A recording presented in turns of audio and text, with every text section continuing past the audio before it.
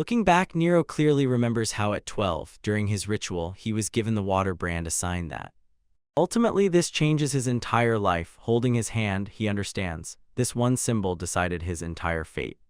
Because of how people look at him, everyone in the community has looked at him with those cold eyes ever since. Because the water element is considered nothing but a curse in childhood, Nero would simply fall to his knees completely broken. Because it is simply the nature of the world, everyone agrees this power is useless and everyone just moves on. Till now, the knight shouts at Nero that he has been officially expelled from the party. He stands there. They shouted in his face to just pack his things and finally disappear from their sight. Now that Nero has finally turned 17, everything should have gotten better, but instead he just sits there and digests the fact that he is being expelled from the Path of Glory Heroes party. Nero tries to fight back and asks, why are they doing this after working together for a whole year? The knight leader looks at him as if he is an idiot and asks, isn't it obvious to just tell Nero that his water power is completely useless? And another girl chimed in, the only reason they even kept him around was to provide them with water, but now that they have magic skin for water. The leader clearly makes it understood, Nero is no longer needed by the team. Nero tries to object, stammering, those magical items have limits, but he does not yet. The leader simply cut him off sharply and shouted at him, shut up.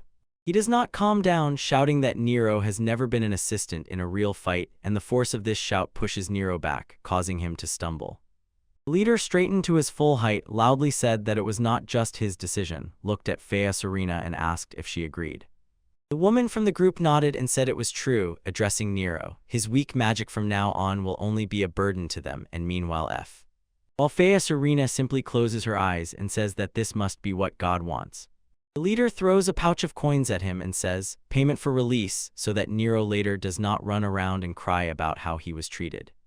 The leader looms over him and orders Nero, take the money and just disappear from their sight already, while he pointing his hand toward the exit, he clearly made it understood that Nero must also leave this city. He does not stop, threatens that if Nero is still hanging around here after some time, he will personally crush him with all his strength. Nero is completely stunned and asks what this is supposed to mean at all, but the leader simply grabbed him by the collar and forced him to be silent when Nero tried to refuse the money. With obvious irritation, that man said that this was exclusively a severance payment, and he was not going to take back what he had already offered. He tells Nero, just take the money and go, unless you want to be stabbed here and now. Nero finally understands that there is no winning here, so he simply says understood and turns away to leave. Soon Nero wanders the streets alone, tightly clutching that small pouch of coins and feeling completely lost until The priest by the fence notices him and calls him by name, asking why he walks with such a sad look. Nero can't hold back and tells the truth. He was really kicked out of the party, and this leads. Father is stunned but quickly asks if Nero intends to remain an adventurer, and Nero just smiles and says yes, even if it means he will be alone again. He smiled and told the priest that he was glad to hear that, asked for a new portion of water, and explained that ordinary water was not suitable for his restoration magic, so the priest gladly agreed to help. They walked together, passing majestic church buildings and strolling through the quiet town. As they walk, Nero notices something strange and asks if it was here the last time he came, so Father says that recently there was a small earthquake, the ground subsided, and suddenly this old structure appeared. He says that this is an ancient well, a thing by which people have drawn water since ancient times. The priest asks Nero to watch over it while he runs to get empty bottles, and Nero says he can handle it. Nero leans over the edge and looks down, wondering if people took water from here, it must be hiding deep at the very bottom. Nero stands on the edge of the old stone well and hesitates whether to pour some water inside to see what happens, so he stretches out his hands, casts a spell, and shouts his skill to supply water. Now every town has a water supply system, so getting water is a trifle, nothing complicated. Honestly, weak water magic in battle is mostly good only for annoying or distracting monsters, for example, splashing a goblin in the face. Nero tried to find other uses for his power and even learned to create mana water that restores magic. But since real magical potions were a common thing, Gaius and the rest of the wealthy group of heroes saw no value in his skills.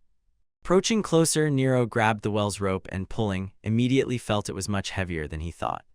Suddenly the rope slipped and the bucket fell down, rapidly plunging into the deep dark pit. A powerful rumble thundered from below. Nero jumped back and covered his ears. He leans over the edge to look down and notices that the bucket hit the bottom with considerable force. Nero looks at the well, completely stunned by how fast the bucket fell. He tries to understand why it had such force and realizes that it happened because in this world, everyone probably knows only one thing: water should not weigh. For everyone, it's just common sense. Water seems weightless, and what has no weight does not give real power. That's why water magic has always been considered useless in battle. It can't burn things like fire, and definitely won't push enemies back like a gust of wind. And besides all that, it can't even build strong walls for defense like earth magic. Water magic has always been despised, but Nero suddenly begins to imagine what it would be like if water had real weight. He momentarily dismisses this thought and tells himself that the bucket was probably just heavy, so he began pulling the rope up to see for himself. As soon as he lifted the bucket again, he realized it was actually light as a feather, and this completely confirmed his suspicion. He looks once more into the dark well and suddenly realizes the heavy pull he felt earlier is indeed the weight of the water. Father walks by, sees Nero hanging around the well, and says that the boy seems very attached to this place. This caught Nero's attention. He exclaimed that he had just made a huge discovery, leaving his father a bit confused, not understanding what it could be nearby. Nero stands right in front of him, all tense, and delivers the shocking news: water really has weight. Father stands calmly, while the child keeps insisting on his theory with relentless energy. But the old man just laughed and told Nero that he was surprised he really learned how to tell such jokes. So Nero panics a little and tells his father that he is completely serious, this is not a joke at all. To prove his point, Nero says, "Try pulling the rope yourself." The father tries and admits that it really takes muscle. But the old man did not falter for a moment, insisting that probably it is just the spirits joking with some trick that leaves en. Nero was listening to a lecture about how spirits create resistance in rivers just to joke with people. The father suggested that the spirits simply came out of curiosity. The well is now full, and Nero stands as if rooted to the spot, completely speechless. Rocky landscape froze quiet and empty under the morning sky, and Nero stands and thinks. Everyone says that water is weightless and spirits are just joking with people, as if this is normal, but now he knows better. He just felt the weight of the water with his own hands, so he looks down and suddenly realizes until now he was just letting the water flow, not even feeling it. He tightly grips the staff and in his thoughts turns the question: what could happen if he really focused on that weight? And when the water begins to swirl around him, he closes his eyes and puts all his attention into that single thought. Suddenly his eyes instantly opened, shining with iron confidence, and he exclaimed that he finally understood everything. Nero shouts his new spell Water Jet and hurls forward a huge stream of water under insanely high pressure, which hits. It is a giant boulder so hard that it really moves it, and he stands looking at the crater in complete disbelief. He clenches his fist, and his symbol shines. He always knew that his theory was correct. Nero seems to glow with excitement. He constantly shouts about how heavy water really is. He remembers how hard it was for him to lift that bucket and realizes that the more water there is, the much heavier it is, and a cunning smile creeps across his face. He has finally figured out how it all works. Suddenly, a strange voice spoke directly to him, blessing him for finally understanding the logic of water. Nero looks around, completely puzzled, wondering where these words came from, as if they had just surfaced in his head. He looks at his hand and completely loses his mind. A new mark is shining right on his skin, so he freezes in complete shock, looking at it and trying to understand when it even appeared there. In front of him is a coat of arms he has never seen before, and he knows that such appear only during a ritual, but somehow he instinctively feels that this new mark is actually the coat of arms of the sage. He begins to wonder if this new power is connected to that mysterious voice he heard earlier. Nero still has a bunch of questions about what is happening, but he decides to just try this new magic. He tenses up, imagines all the water he saw earlier, and tries to compress it into one point. Finally, it dawns on him, and he feels strength growing within him. He raises the staff, releases all his power, and shouts the spell Water Sphere, and a giant ball of water grows around him. The explosion left a huge crater in the rock, and Nero just stands there, completely stunned by what he just did. A wide smile appears on his face. He can't believe that the water attribute, which everyone called weak, actually hid so much power. But a thought begins to creep in: moving and aiming something so gigantic will be a real challenge, especially when suddenly a voice sounded from behind. "Water boy." He turned around and saw 3 boys standing there.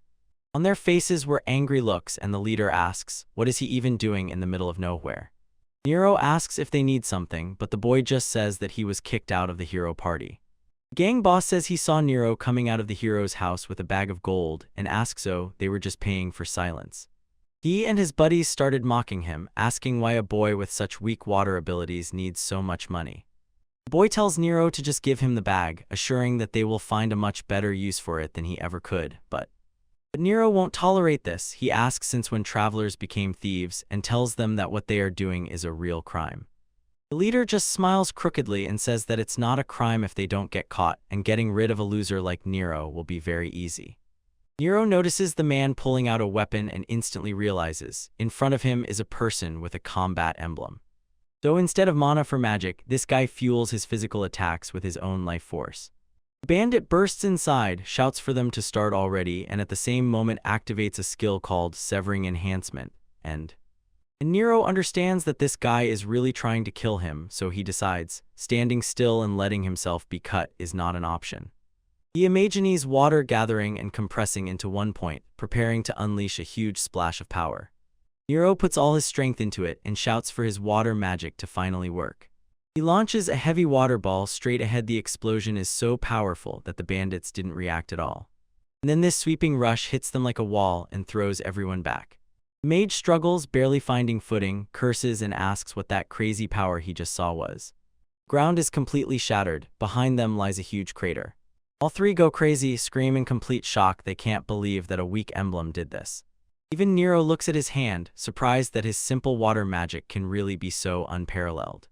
But the leader does not believe he aimed his sword and accuses Nero of hiding a magical bomb in his clothes. Nero just stared at him and calmly said that what he saw was just water magic.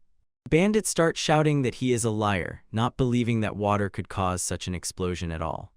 The ground begins to crack with a loud rumble, and the thugs scream in panic. An earthquake, or what is this anyway? Water starts to fountain from the cracks like a geyser. The archer shouts that it is gushing everywhere, and Nero notices something moving in the splashes, shouts to everyone careful, and rushes to grab it. Eventually he catches a small round slime that was thrown out by the pressure and just looks at it, completely confused until N. Before Nero asked the little one where it even came from, the slime just tilted its head and made a strange squeaking sound. He begins to suspect that his magic accidentally hit an underground water vein and the water along with the slime burst upwards. If he really pierced an underground vein, it dawns on him he might have just caused serious problems. But the small, slimy creature seems not to care at all. It rubs against Nero's hands, and he realizes how friendly it is. The main thug looks at them and mocks Nero. It seems this slime really wants to become his new friend, and he constantly teases, saying they are the perfect pair because a weak water boy should be with the lowest level slime. Tiny slime starts making loud noise and jumping around, and Nero, laughing at its restless energy, tries to calm it down. But the mage from the thug group is not laughing at all. He looked down on the creature and called it a cheeky little slime. The boy is convinced that Nero somehow rigged that last move, and starting to twirl his wand, promises to show them what real magic looks like. He shouts that some simple water magic will never stand a chance against his wind spells. Suddenly the slime just shoots straight into the air, and Nero only watches in amazement as it rises higher and higher. And before anyone could react, the little one let out a piercing squeak and unleashed a huge wave of water splashes on the mage. The explosion hits him right in the face, water splashes into his eyes, and he starts to panic, completely blind. Nero looked at his new little partner and thanked him, telling the slime that it really just saved his skin. It seems the slime understood everything and started jumping, sparks flying around. It squeaks happily because it helped. Nero looked at the little one and suddenly thought. He realized that even tiny drops of water can become a real weapon if released all at once. The archer brute completely loses control, shouting at Nero and the slime to stop fooling around while he grabs another arrow. He firmly draws the bowstring, loudly shouting the name of his ability, Snipe, so the next shot won't miss. Nero is not going to just stand there. He aims with his fingers like a gun, and small spheres of water appear on the tips, preparing his water pistol. The archer sees movement and feels a bad premonition. Freezing for a second, he did not expect such a quick counterattack. And even before he manages to shoot, water bullets hit his chest and arms, knocking him back, and he screams in pain. The group swordsman sees his friend knocked off his feet and, shocked, shouts, looking at the archer lying on the ground. The mage bandit grows increasingly irritated, grits his teeth, and begins to utter a wind spell. He throws a sharp wind blade directly at Nero, sending a cutting wave of air through the battlefield. The mage does not stop and finishes with an air hammer, unleashing a powerful gust of air to crush Nero from above. But Nero remains calm, raises his wand, and creates a huge sphere of water to stop the strong wind pressure. Two spells collide, an explosion of energy and water erupts, and a shockwave rushes through the air. The mage bandit just stands there, stunned, not understanding how his wind magic was neutralized by simple water. Nero does not lose his composure and explains that his water is actually heavy. That's where all its extra power comes from. That guy Snaps calls Nero an idiot and shouts that water shouldn't be heavy at all. He trembles and stubbornly says, useless water magic can't attack like that, so it's just a trick. Unwilling to give up, he starts charging another spell and shouts that his wind will not yield to petty water. But Nero simply grips his wand tightly and tells him that if the previous move was the wind hammer, then he has his own version. He raises a huge ball of water above his head and shouts his spell Water Hammer, causing everything around to shake. And then everything collapses on the mage. He lets out a final scream as the weight of the water buries him. The swordsmen in the group couldn't believe their eyes, frozen in shock and just watching as their friend lay face down on the ground, completely defeated. Nero looks harshly at the last one standing, tells him he's alone now, and challengingly asks what he intends to do. The swordsman begins to panic, groans, and rummages through his equipment. He knows he is outmatched. Suddenly, a magical circle lights up around the guy. He shouts, "Nero, better wait," and fleeing, curses his misfortune. Nero stands in the middle of an empty wasteland and suddenly realizes that guy escaped using a teleportation scroll. He doesn't seem very nervous, but he says he will definitely tell the guild everything. And he returns to the little slime and thanks him for the help in battle, and the slime just chirps, "No." Noticing how the little one rubs against his leg, Nero wonders if it is really getting attached to him, so he kneels down with a smile and gently asks the slime if it wants to go on a journey with him. The slime starts jumping everywhere and making joyful sounds. It is clearly excited about this idea. That Nero laughed and said that their meeting was probably fate. He felt great because of the new friend. Nero puts his hand on the slime and asks what name it wants, so he starts brainstorming, suggests Bruce because it is blue, or Limey because it is a slime. And then he remembers that little one actually appeared together with water, which suddenly it dawned on him. Finally, he had the perfect idea. Nero shouted the name Suimu and asked what it thought, and the slime chirped in response, as if not opposed at all. He puts a full stop and says, "From now on the name is Suimu," and starts spinning the baby in the air. Both are delighted. Suimu looks at him with a huge happy smile, simply feeling that everything around is wonderful. Nero froze for a moment, wondering if he just noticed the slime shining a little. He decided that it was probably just his imagination, and they are simply spending time together again while Sway Mew hums a cheerful song. Nero tightly hugs Sumu and tells the baby that he is glad they are now working together, and Sumu just spins with happiness to be here. But as soon as they reach the guild, everything instantly gets out of control. The registrar Fleur slaps the table with her palms and shouts that she heard Nero was attacked. She starts shaking Nero like crazy, panics, and asks a million times if he is okay, and Nero just tries to make her calm down even for a second. Fleur puts on a frightening expression and says she will not let some attack on the group go just like that, even if they are registered. She is really filing a complaint. Nero just laughs nervously and thanks her for having his back, and Suimu peeks over his shoulder to see where the noise is coming from. Just then Fleur finally notices that little blue boy and bursts out screaming. She can't believe he is carrying a slime. Nero says he just found him in the forest. They immediately bonded, so he decided to raise him himself. Fleur calms down and admits that people actually constantly keep exactly this species as pets, and it kind of eases the atmosphere, but then Then she becomes serious again and tells Nero that honestly she is just shocked he returned without a single scratch. She says that those thugs had terrible manners but were actually very strong, and she is really impressed that Nero was so fast to outrun them.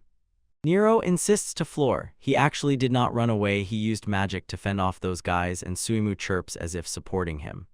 Fleur just stands and looks at him through her glasses. Not even for a moment does it seem that she believes his story. She gets fired up and tells him that there is nothing shameful about running away for an adventurer. Knowing when to retreat is truly a smart tactic. Fleur insists that he does not need to pretend to be cool around her, swears that she will make sure those bandits are caught, and Nero responds rather weakly. Nero realizes that he cannot convince her now, so he decides he will have to show later how strong water magic is. The conversation changes when Fleur notices that something is missing, and she asks Nero why he is alone today and where his other companions are hiding. Nero gets a little embarrassed and finally admits he really ended the path of glory forever. Fleur completely loses her head, shouts that she cannot believe it, and asks him why he even left such a cool party. Although it took some time, Nero laid everything out for her clearly and explained exactly how all that trouble happened with his former team. Fleur sighs heavily when she hears the whole story and finally understands that Nero did not just leave, he was kicked out. Nero says that Guy will probably show up later and take his share, but for now he is ready to just complete the withdrawal and move on. He places the papers about fulfilling the priest's request, sliding a heavy bag of coins, and asks if he can hand everything over at once. Fleur is completely stunned, staring at the loot, and asks him where in the world he got something like that. Nero just laughs it off, calls it an exit package, and jokes that the hero's party is surprisingly generous, which makes her laugh awkwardly. Things get much more serious when Fleur says that the water affinity will make his life much more complicated from now on, but she offers to help find a new group. She is silent about it but knows for sure. Most would not even imagine taking a water mage, and the fact that he got into the hero team is pure chance.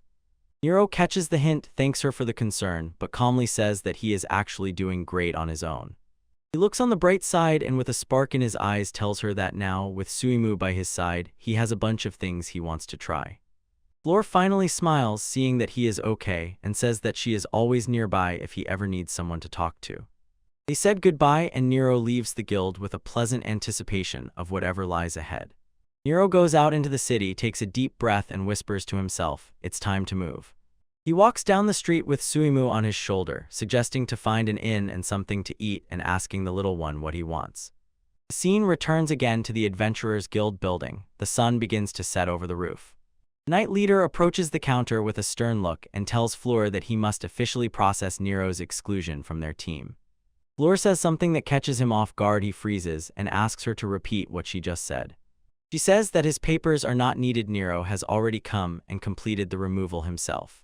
Fleur looks at him with disappointment and asks, why do they even want to kick him out after working together for a whole year?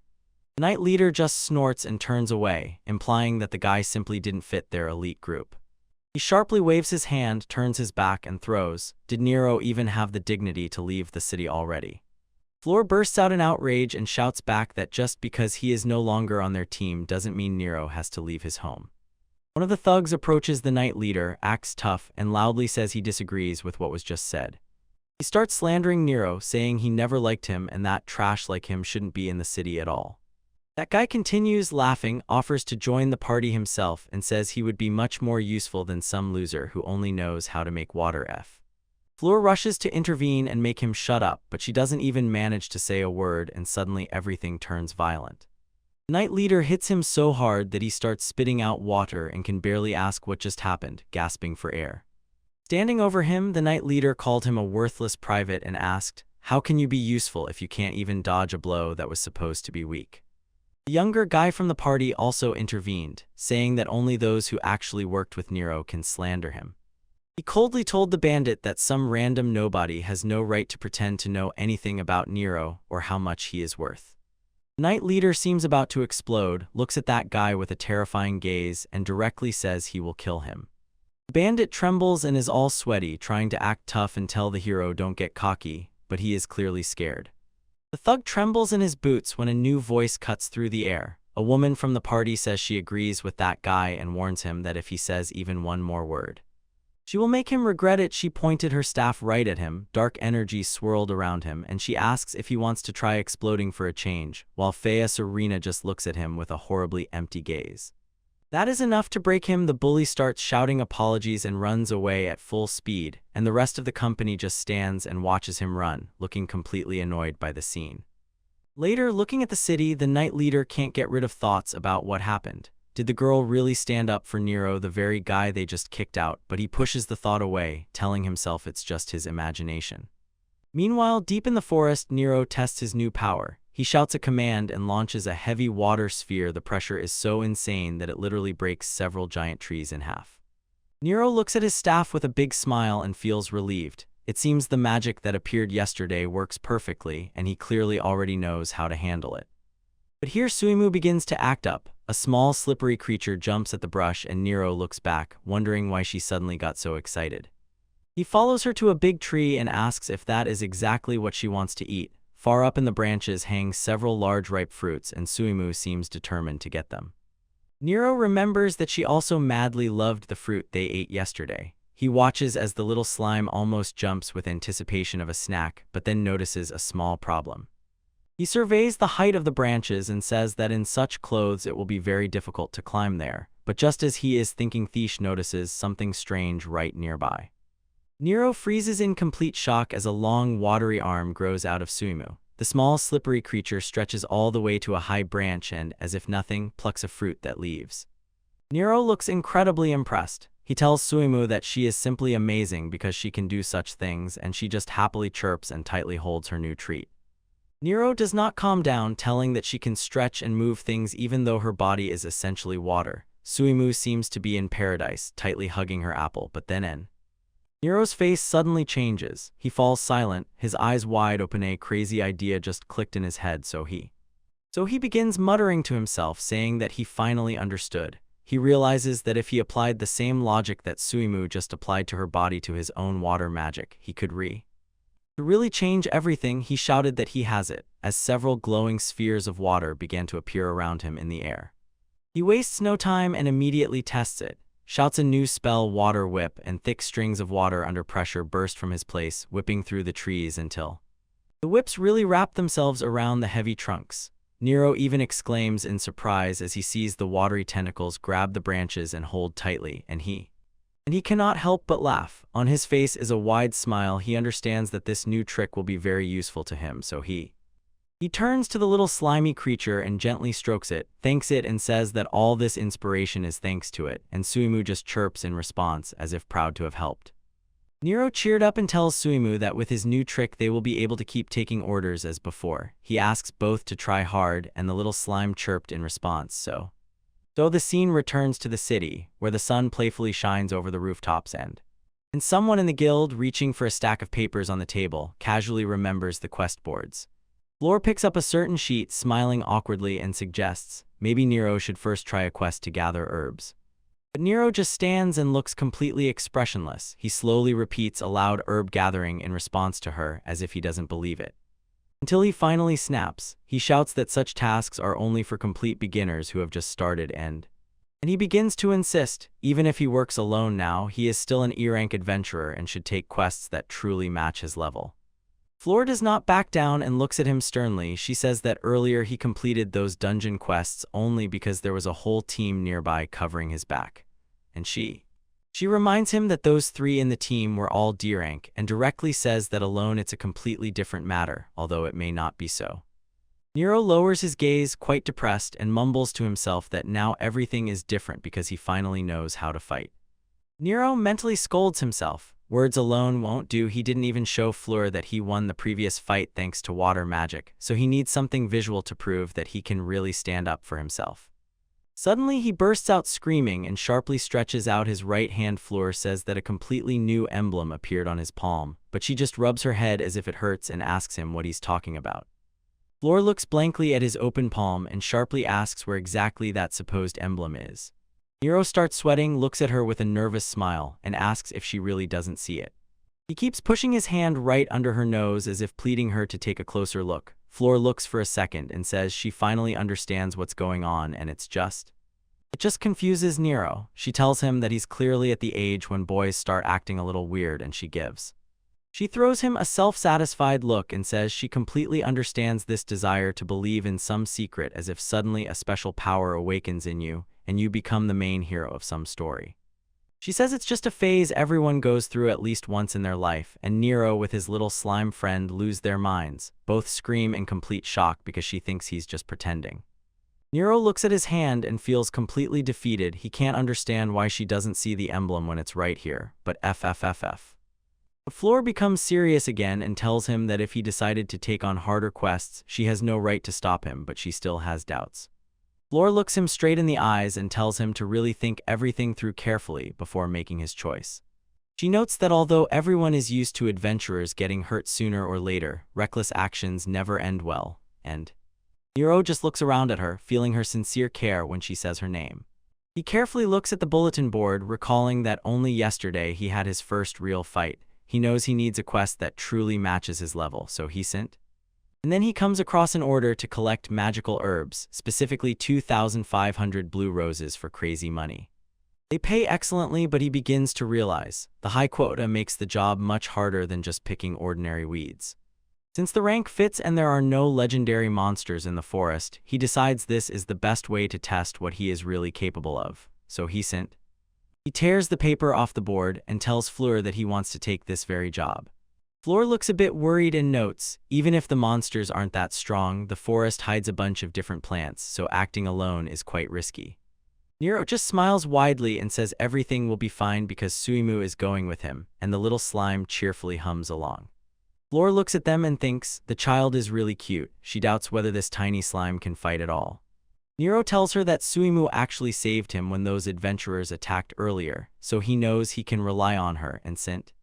Flora admits she never imagined such a slime could be a fighter, but she is impressed and says this little creature is simply incredible.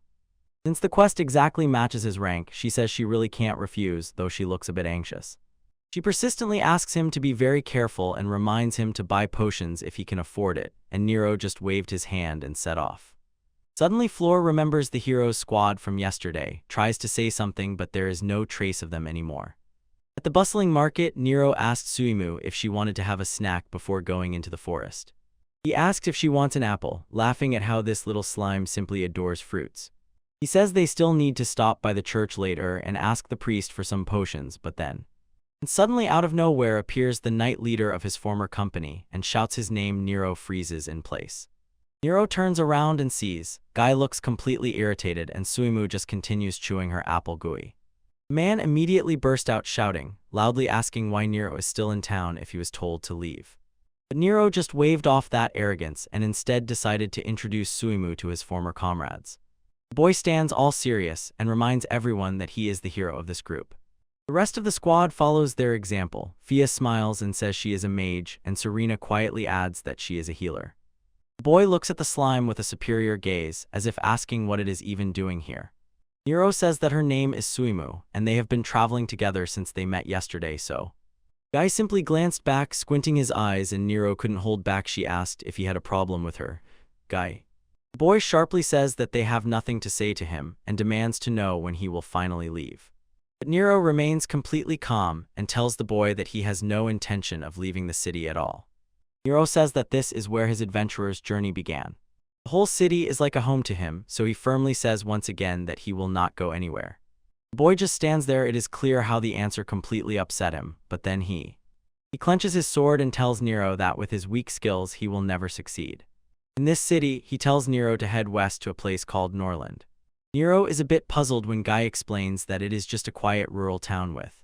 There are weak monsters and friendly people, and this makes Nero stop and think. He asks Guy if he was really worried about him, and Guy just froze. The boy roared at him to be quiet before he knocks him down, while Nero sees that the logic doesn't add up, but Suimu is still kicked out. Nero lifts Suimu and asks Fia if she wants to touch the little slime, but she looks too. This completely caught her off guard, so Nero explains that Suimu is actually very friendly and loves being petted. Fia pretends to do him a favor and Serena immediately bursts in. Also asking for her turn, Nero noticed that the guys in the back rows are looking like daggers and he wonders if they are just jealous of Suimu. Serena asks Nero where he was. He was already about to leave, so he tells her he is heading to the church to pour some healing magic into his water. Serena anxiously asks if he has already prepared the water and Nero points to the bottles. She tells him, just hold them exactly like that. Serena closes her eyes and immediately starts using her magic right here on the spot. She channels power into the bottles, tells him everything is ready and leaves Nero. Serena says that Nero really left some magical water for her in the hero's house supposedly. That's how she repays him. Nero is clearly surprised. He sincerely thought she would just pour out the water instead of using it. Guy from the squad can't stand it and yells at Nero, just take the gift Serena tried so hard for you. Nero smiles and thanks her, promising to keep it as a treasure, while Fia steps back into the shadow behind, still holding Suimu. Serena extends it and insists, be sure to use it, especially if you ever find yourself in danger. Fia looks a bit sad letting go, but tells Nero that she is now returning Suimu to him. He blushes a little and thanks him for letting her hold the little one. The night leader spoils the mood, shouting at everyone to stop wasting time and move because they have a schedule.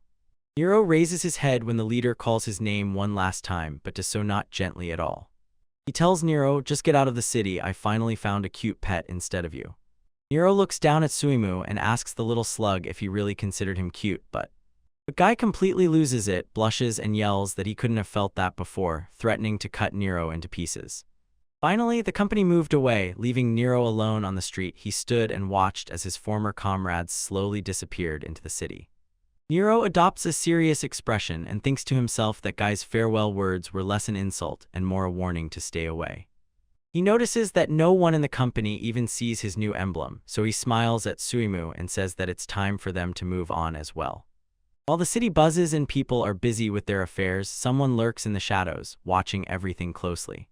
A man in a dark hood with a monocle stepped out and greeted Guy, telling the hero that quite some time has passed since their last meeting. Guy and the girls froze in place, quite irritated. Guy recognizes the old man. It's Hilton. Hilton adjusted his glasses and remarked that he had just been spying on their little scene, commenting on how friendly that guy with Nero seemed. Guy just looked at him with disgust and told the old man directly that spying on people is a rather nasty habit. Hilton watches as Nero walks away and says that his master is already losing his temper, asking Guy what he is even up to. He looks at the boy who is smiling with his slime and cannot believe that such trash as he is still breathing. This makes Hilton even more furious. He reminds Guy that the plan was to get rid of Nero, not what they are doing now. The guy simply tells him, "Don't think anything extra." Nero was officially expelled from the party, and that clearly shows they are not friends. Hilton freezes for a second and thinks about the word banished, playing with his glasses and looking as if he is confident, as if he has figured everything out. He says that Nero's reputation will fall to the very bottom, and that person should be glad that he is socially ruined. But Hilton does not believe it and tells Guy that his master does not want anything so small, because the group should know better. Hilton explains that his master cannot come to terms with the fact that such a scoundrel as Nero exists in this world at all. While the master watches Nero leave the ancestral estate, Hilton says that the only reason Nero was even allowed to go is that the master did not want to get his hands dirty. Hilton is clearly fed up with all this and tells Guy that ruining his reputation is too mild, especially when the original order was just to finish him off. Hilton adjusts his glasses. It is clear that he is irritated and says to the boy, "This whole situation has become a real problem." He stares at the boy's back and asks if he really intends to betray the master, which forces. The girls behind are getting nervous, and Guy tries to explain that he is not inciting anyone, people just need to think. The boy says that their name in the guild is finally rising, and killing a partner just because of his weakness in front of people would look like a real disgrace. He continues, "As long as we win, Hiller wins too, and the last thing Guy wants is bad publicity because of a sloppy mistake." Hilton thinks for a moment, strokes his chin, and admits that there is indeed logic in Guy's words. He says that since Guy's family is at the House of Axis, the master would definitely be proud to see him become a hero, but Hilton turned to leave and threw at them. "Although I feel this atmosphere, the master will not be satisfied with just this." Guy begins to sweat and freezes in complete shock when Hilton suddenly says he will just take on this matter himself, and before Guy can utter a single word, Hilton is already walking away with a cold look, and Guy and the others shout at him to wait. The forest is filled with thick trees and roses, a quiet place where strange tree monsters begin to emerge from the grass. They roar and make eerie sounds, surrounding the entire area. Nero does not waste time. He shouts a water cannon spell, and powerful jets burst out under pressure, hitting them directly. He looks very inspired. Water splashes around, and he tells himself that it was a good start, but suddenly a vine burst out from under the ground right beneath his feet, catching him completely off guard and forcing him to jump back. He quickly casts another spell, water pistol, to fend off the vines before they latch onto him, but everything becomes more complicated. Nero freezes and thinks. Large tree giants are an easy target, but these plant monsters that blend with the forest are a real nightmare when you need to hit them. He has a serious problem. Powerful spells can destroy the blue rose he is looking for, and his water whip simply cannot handle these vines. He knows that cutting through them is the best way to victory, but suddenly he freezes, realizing something about how his magic works. Nero carefully feels the power of his spells, amazed that even tiny shots or a flexible whip strike with real, tangible force. Nero suddenly begins to wonder how the weight of water remains the same even when its shape changes so. He thought about what would happen if he made the water much thinner and sharper than before. Suddenly, a colossal flash of energy cut through the forest air as Nero tests his theory. He excitedly looks at his hand and realizes he has just created a new spell, Water Sword. Nero decided that this blade was simply made to cut through plant monsters, and Suimu chirps in agreement. He crouches down to look at the flowers and realizes fighting is one thing, but carrying thousands of roses is the real problem. Nero worries, gathering such a huge number of flowers while fending off monsters, how will that be? There was too much work, but suddenly he notices that the pile of roses he just picked has completely disappeared. He loses his mind when he sees Suimu's body swelling. The little one just ate all the roses from the pile. Nero tells Suimu that being able to store things like that is simply a miracle because it makes the whole harvest much easier. Nero says to Suimu, although the work is hard, we will have to give all our strength to bring it to the end. He checks the count and sees that 200 remain. As soon as they get the blue roses, the goal will finally be achieved. Suddenly Nero exclaims in surprise as the ground beneath his feet begins to tremble, and he cannot believe his eyes. In the middle of the forest, a huge hill of earth begins to rise. Nero sharply jumps back just at the moment when giant thorny vines burst out from under the ground, and then a huge, terrible plant monster with rows of teeth and strange tentacles emerges and looks completely terrifying. Nero is forced to admit that this creature looks like a truly dangerous enemy, and Suimu nervously chirps. The monster instantly lunges into attack, throwing a thick thorny vine straight at him so. Nero shouts a water sword spell and draws a sharp liquid blade just as the vine flies in, but he manages to dodge in the air, and the strike crashes into the ground. Nero grits his teeth, realizing that this monster is a completely different level, incomparable to anything he has ever faced. He knows for sure if he hits the ground at such speed, it will be the end for him. At the last moment, Suimu unfolds into a giant cushion and catches him, and the landing turns out surprisingly soft. Nero froze in complete shock and asks the boy how he suddenly managed to grow so much. He sighs with relief and thanks Suimu for saving his life, but then notices his friend. In fact, it shrank even more than before, looking completely exhausted after spending all that energy. The huge plant monster does not leave them alone. It keeps moving and does not ease the pressure, not letting go, leaving Nero groaning in pain and trying to stand up and clear his head. Looking up at the monster, he sincerely wonders if he even has the slightest chance against such a giant creature. He clenches his fist and whispers to himself that he is not that useless water mage who could no longer fight back. Looking at the tiny Suimu, Nero realizes she spent all her strength to save him, and now he knows it. He can no longer cling to her powers. He will have to find a way to stand on his own feet. He remembers how the goddess formed a blade from water and wonders if he can replicate it.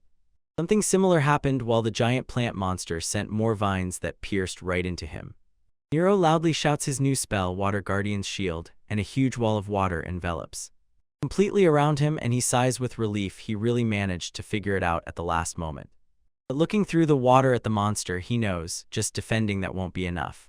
So he stops worrying about the mess his magic might make because he can't afford to hesitate, and not anymore. He focuses everything he has into his palms and begins to utter the last powerful strike. A heavy water sphere crashes into the monster with such force that it shatters it. Nero thinks he finally dealt with those annoying tentacles, so now he's ready to focus on. When he topples the main body, he throws even more water magic, but he's shocked when the monster instantly regrows its tendrils again, and he realizes this has no end. Because that thing just won't stop regenerating, and it's already advancing on another big attack. Nero glances at Suimu and hesitates whether he should really retreat, but before he can decide, the monster raises its center upward and shoots something into the sky. Nero lifts his head and sees the attack coming from above. He barely holds the shield while the shells exploded in a torrential rain that splashed against his water barrier.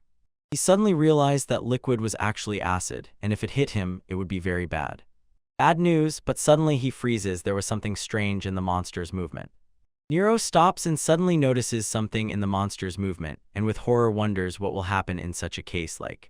While a strip of earth rises from the ground and the monster tries to attack from afar, Nero looks at the ground with a confident smile. He threw at the monster. Do you really think that you were the one who blocked my way when I was running away? And then he shouts that the creature understood everything the opposite way. In fact, he led the monster right here. With one quick move, he stretches out his hand and summons a powerful, heavy downpour of magic.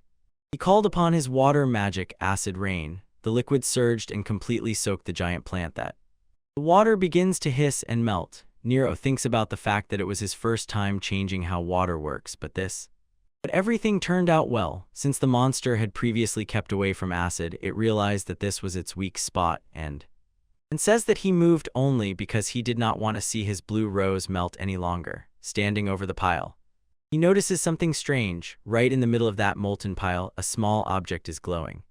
Nero picks up the shining crystal from the molten remains of the plant and asks if it is a magic stone. When Suimu starts jumping around him and making all sorts of happy sounds, Nero looks at the little one and suddenly he realizes that he must first deal with his wound, says he has to thank Sarina for the equipment, and begins pouring the healing liquid on his leg. Suimu hops back and forth in the background, emitting a loud squeak until Nero finishes and looks around. He sees that Suimu has become much smaller and anxiously asks if he is okay. The little slime chirps happily in response, so Nero asks if he wants some of this living water, but Suimu just starts trembling and wildly shaking his head. Nero watches him, trying to understand what. He is busy with his own affairs until he notices that the little one wants to drink. He asks if he wants a drink and cups his hands. They fill them with water. Suimu Davi immediately appears and starts drinking everything to the last drop as fast as he can. Till he shines and becomes himself again. He squeaks cheerfully and Nero just smiles. Nero watches as Suimu jumps back and forth and says that it's crazy how he comes completely alive from just a sip of water. Since the little one feels better, Nero suggests finishing gathering the rest of the blue roses so they can finally return. They got back to the city and immediately headed to that building to deliver the cargo. Floor and the seller stand there with their mouths open, completely shocked by what they saw. Suimu spits out a huge pile of flowers and Floor can't believe that all of this fit inside the slime. The seller admits he has never seen slime do anything like this, and Nero says that this is the entire catch. Nero pulls a shining magic stone from his pocket and with a spark in his voice asks if they want him to analyze the stones he obtained from monsters in the forest. Fleur says that would be an incredible help for studying local monsters and promises to pass them to the right people, and the seller, smiling, tells Nero that he is doing a great job. Fleur clings tightly to the stones and explains to Nero that checking all those roses will take at least 2 to 3 hours. Nero decides they can go for a late lunch, and Suimu squeals happily at the thought. He turns to leave with a bit of slime on his shoulder, but at that moment someone called his name. Flora is completely stunned, holding the stone in her hands, and asks Nero if he really defeated the monster from which this stone came. Nero simply gives her a light, casual smile to let her know that he did it all with just his water magic. Flora stands sweaty, completely unable to digest this, and Nero tells her that he will just drop by later. The seller burst out laughing, saying it was a good joke. Everyone knows that water magic in battle is essentially useless and always gets the worst of it, but the thing is, magical stones are a real rarity. Sometimes they are found in mines, but such places are very few and scattered far apart. Mostly they reside inside powerful monsters and magical beasts, creatures too dangerous for an ordinary person. So Fleur froze, looking at the jewel in her hand and whispering that the very fact that Nero really has it. This is the only proof she needs to know that he really won that fight. She still can't comprehend it and asks him again if he really just used water magic to handle it. Moving on, Nero steps outside with Suimu, hesitating, kill some time or immediately rush to lunch. Nero smiles at the little slime on his shoulder, noticing that its joyful chirping is the same as before, and asks Suimu if he wants some fruit or maybe a drink to quench his thirst. But his mood immediately changes when he sees 3 mysterious men in long cloaks with hoods walking towards him. This group seems extremely suspicious to him, so he decides not to approach and just keep walking. But then one of the hooded guys suddenly stepped forward, cut off his path, and invaded his personal space. Nero freezes for a second and suddenly realizes something happened at that moment. And he shouts out as he looks down and sees that his shoulder is completely empty. The boy in the hood is already rushing at full speed, holding Suimu under his arm, and Nero shouts after them as they disappear into the streets. He chases after them and eventually finds himself cornered in a narrow, empty alley where a whole gang is waiting for him. The leader smirks maliciously and tells Nero that it seems he has had a lot of money lately. Nero looks at them piercingly and sharply asks why they dragged Suimu into this and what exactly they are trying to do by luring him there. The giant leading the group explains those thugs were his men, and after Nero dealt with them, they can no longer even work as No longer adventurers, he brings his face right up to Nero and says that as the boss he cannot just sit and watch some small fry disrespect them. He is clearly boiling, saying that because of Nero's stunt some guy in the guild completely humiliated him.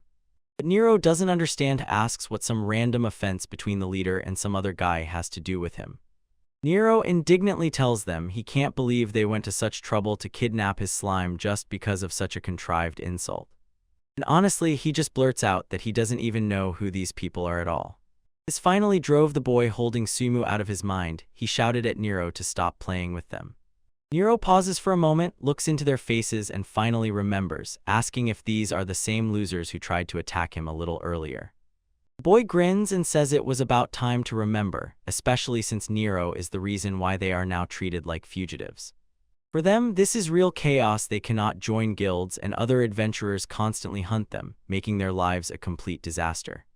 Nero does not back down. He tells the group that it is essentially their fault and especially blames Lara, but the thugs do not care about excuses. One of those in hoods snarled at Nero, "Shut up and hand over all the cash." The leader stands with a sinister smile and says to Nero, "Just look at this money as payment for all the trouble you caused." They are clearly prepared. The one in the hood says they already know he completed the quest Blue Rose, so he grabbed the loot, calls Nero a weak water mage, saying he probably cheated slyly, but this reward is taken by himself. Nero looks at them with pure disgust and asks when adventurers turned into a mere pack of worthless thieves. The boy holding Suimu gets heated and asks Nero passionately if he even understands what kind of trouble he is in now, while the slime quietly chirps. He tries to act tough and asks Nero what he is even going to do, and Nero does not back down, calmly and coldly asks, "What will happen if I say no?" The thug does not hesitate, smiling, first threatens to kill the slime and then to get to Nero, but Nero remains completely calm and tells them, if anyone tries any nonsense here they will be caught immediately, and that's the end. The bandit holding the slime mockingly told Nero to stop being so naive if he thinks they really won't kill him. But the burly man in the middle says that getting rid of the child and the slime is a trivial matter. They have fixers who deal with such things. Another guy with earrings laughed and said to Nero, "Too bad you're not a girl, we would have had much more fun with you." The leader demands a final answer, either you pay or you die, and Nero just looks at the floor and says, "All right," as if surrendering. But it's a trap. Nero suddenly throws a handful of coins right into the leader's eyes, and he completely loses self-control from the pain. Nero shouted and launched a counterattack, instantly releasing water magic to pull his friend back. The thug is still blind and can do nothing while the water whip wraps around Suimu and pulls the baby out, forcing S. Suimu squeals with joy. Nero catches him and says, "Glad you came back," but the rest of the gang is already losing patience. The guy with earrings is boiling with anger, grumbling that Nero is just using strange tricks again to outsmart them. They all rushed forward at once, releasing a wind blade and a 3-shot volley of arrows to finish Nero once and for all. Nero shouts Water Guardian's shield, and a huge wall of water rises to stop the wind and arrows making. The hooligan with earrings and the archer both looked completely stunned by this move. They exclaimed in surprise because nearby. Nero doesn't give them a moment to catch their breath. Right at his fingertips, he is already gathering the next water attack. He shouted the water pistol spell and fired streams of water under incredible pressure. The guys were not expecting this at all. The water hits the leader and the archer right in the face and throws them back. The bandit with earrings is furious. Nero dodged their first wave, but he thinks now he is finally close enough to win. The bandit rushes into attack with a martial arts move called Severing Boost, but Nero is already moving to block him, and the guy can't believe his eyes when he sees that Nero is holding a sword made entirely of water. The bandit tries to act tough, claiming he has the advantage in sword fighting despite Nero's tricks, but he is already clutching his face with his hands. Water from the sword keeps splashing into his eyes and leaving him completely blind. The bandit with the earring receives a powerful blow right in the back of the head and begins to stagger, feeling. As Nero explains, although the blow was full force, he only struck with the backside of the blade to knock him out, leaving the leader last standing. He reaches for the pouch on his belt and asks, "Is that so?" He starts to slander, calling Nero a petty coward who hides his true power behind water magic like a worm. Nero does not let the insults affect him and simply says that the other two are already out, so he advises the leader to just surrender, but the latter only laughs and says he has bad news for him. The The leader pulls out a huge spear and boldly boasts that even if his entire team attacked him at once, they would not win. Nero suddenly froze, a thought flashed in his mind whether that spear was hidden in a magic pouch, and he begins to worry because the thug shows that his emblem is actually a spear. Grinning sinisterly, he promises to show true skill, and the weapon begins to glow. He soars high into the air, activates the combat technique, Rui Spear, and dives straight at Nero's head. Nero screamed as the sudden attack rushed toward him, and quickly pulled Suma to himself to save him from the explosion. The leader stands firm and says that although the spear usually gives him an advantage in range, he has something more. He bragged that his special combat art actually allows him to reach even further than any ordinary weapon. He shouts that he is almost invincible and lunges forward, forcing Nero at the last moment to raise a circular water shield. Irritated, the boy called Nero a complete coward, claiming that he was hiding a steel plate under that water magic. Since it seems to him that there is a plate in the way, he decides to simply pierce it through and begins. Starting the next move, he shouts the name of his technique, Spiral Spear, and the spear begins to spin with furious force. The drilling spear strikes the water shield with terrible force, and Nero truly feels the pressure of the blow as it grows. He groans in pain, seeing blood start to drip from his hand because the power of the attack begins to break through. The leader only smiles and says that the shield is quite strong, but he wonders how long will that shield hold if he just keeps hitting it.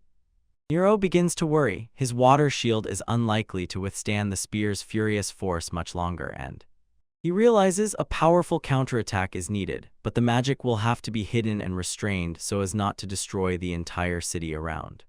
The problem is that the boy's spear rushes so fast that Nero doesn't even have time to prepare his water spells. So he dreams that there is a way to hit without ever leaving the safe zone of his shield. Suddenly Nero freezes and realizes that maybe something big will actually work. He only needs a second to. He was pondering this, wondering if a water attack could pass through his own shield, since both are the same element, and he decisively goes on the attack, shouting "Water Spear," and fires a powerful stream of water right through his own defense. The leader is simply shocked by this move and shouts, unable to believe what Nero just did when he calls Nero a real coward for hiding such a move up his sleeve, but he doesn't stop there. Immediately he rushes into battle again, shouting "Continuous Strike" and unleashing an endless barrage of stabs on the opponent. The leader does not relent in the attack, shouting that his water magic is the real deal while releasing a continuous spear attack and boasts that Nero has been annoying him for too long, claims that such magic won't work on the bearer of the spear mark like him. So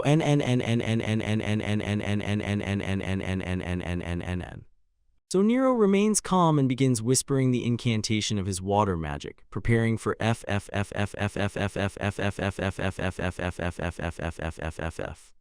To turn the tide of events, he shouts "Water Whip" and sends several long water spirals that, like snakes, coil around the leader until they surround him from all sides. The guy is completely stunned, sweaty, looking at the water swirling around him, and doesn't understand what's happening while he puzzles over Nero's plan. He asks if Nero deliberately made him block earlier just to attack from a blind spot. Though he is already starting to look worried, he pretends to be cool and shouts that whatever trick Nero pulls off, it's all in vain. Nero is not worried at all and simply tells him that the match is actually already decided right here. He looks at him seriously and asks a simple question: do you even imagine how heavy water can really be? The leader raises his eyes to the giant wall of water above him and shouts that Nero is talking nonsense. Water cannot be heavy. Nero finishes his move, calling the magic of the water hammer. A colossal mass of water crashes down with a roar. The fight ended right here. The city is silent. Nero takes out a small bottle and pours some liquid onto his hand to treat the scratches after the fight. He tells Sumaki that he is glad they took some water of life and adds that they really owe Serena for the help. So he looks down at the thugs and puzzles over his next move. He hesitates whether to inform the guild about everything but this. Suddenly at the end of the alley appears a tall man in armor. He looks intently at the mess and asks Nero if he made this mess. This completely caught Nero by surprise. The man's face had a piercing, tense expression, and Nero could not at all understand what he was planning when the guy kept coming closer. Impatience was heard in his voice. He demanded that Nero answer right now. Nero retreats further and further until he crashes into a brick wall. He becomes suspicious and asks if this guy is really a friend of the bandits. Then he firmly grabs Suimu to secure him. He tells that guy that as long as he is with them, he will not touch the slime and will not even smell anything. The man in armor just looks confused and repeats again the same thing about money and that no one has the right to lay hands on anyone, as if he does not understand at all what Nero is talking about. The man in armor crouches and asks if he is right if those are the thugs who were shaking down Nero for money. Nero confesses, so the man says that the guild has already issued arrest warrants for these three, and he also heard rumors that someone under the table is helping them with. This suddenly reminds Nero of something. He says that the one with the spear said something about it, and the man in armor just nods as if now everything has fallen into place, but Nero is still puzzled. Finally, he dares to ask the guy who he really is because, since the man has not introduced himself yet, the guy looks him straight in the eyes and says that he is Sanders Thor, master of the Adventurers Guild, Lee. Nero stands in complete shock. Sanders adds that most people just call him Master, and Nero tries to comprehend that he is talking to the main boss. Nero simply says that he is Nero. Sanders repeats the name as if he has heard it before and looks at the guy anew with noticeable interest, but then he stops and asks if he really calls himself by only one name. Nero looks a bit embarrassed. He grabbed his hand right where his coat of arms is. He explains that his family name used to be Axis, but after exile he was forbidden to use it. He lifts his head and confirms that from now on he is simply Nero. Sanders Thor just waved off the details and said that any option suits him. He tells Nero that it's time to go, and the guy is so confused that he just blurts out, "Where are we even going?" Sanders says that they are obviously heading to the Adventurers Guild, and as soon as they enter, Fleur looks as if she sees a ghost. She couldn't believe her eyes, wondering why Nero is walking alongside the very main boss of the entire guild. Sanders says the timing is just perfect and instructs Fleur to deal with the guys outside. This only confuses Fleur even more, and she repeats that word to him. It turned out that those thugs who tried to rob Nero were already on wanted posters, and their leader was also captured. Guild members believe that these guys are responsible for a bunch of other crimes, so they are summoned for interrogation. Meanwhile, Sanders returns and tells Nero that he has to follow him upstairs. They need to talk alone.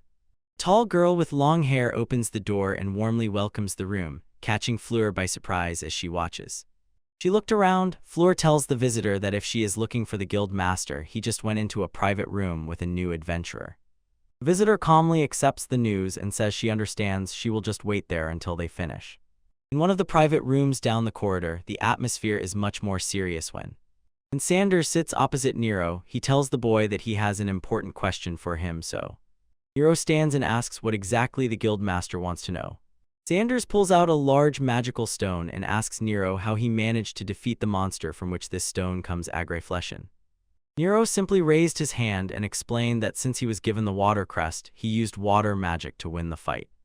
Sanders fixed him with a sharp look and asks the boy if he is really serious about this, but Nero doesn't even blink, insists that water magic is perfectly suitable for battle, and Suimu chirps from his shoulder, encouraging him.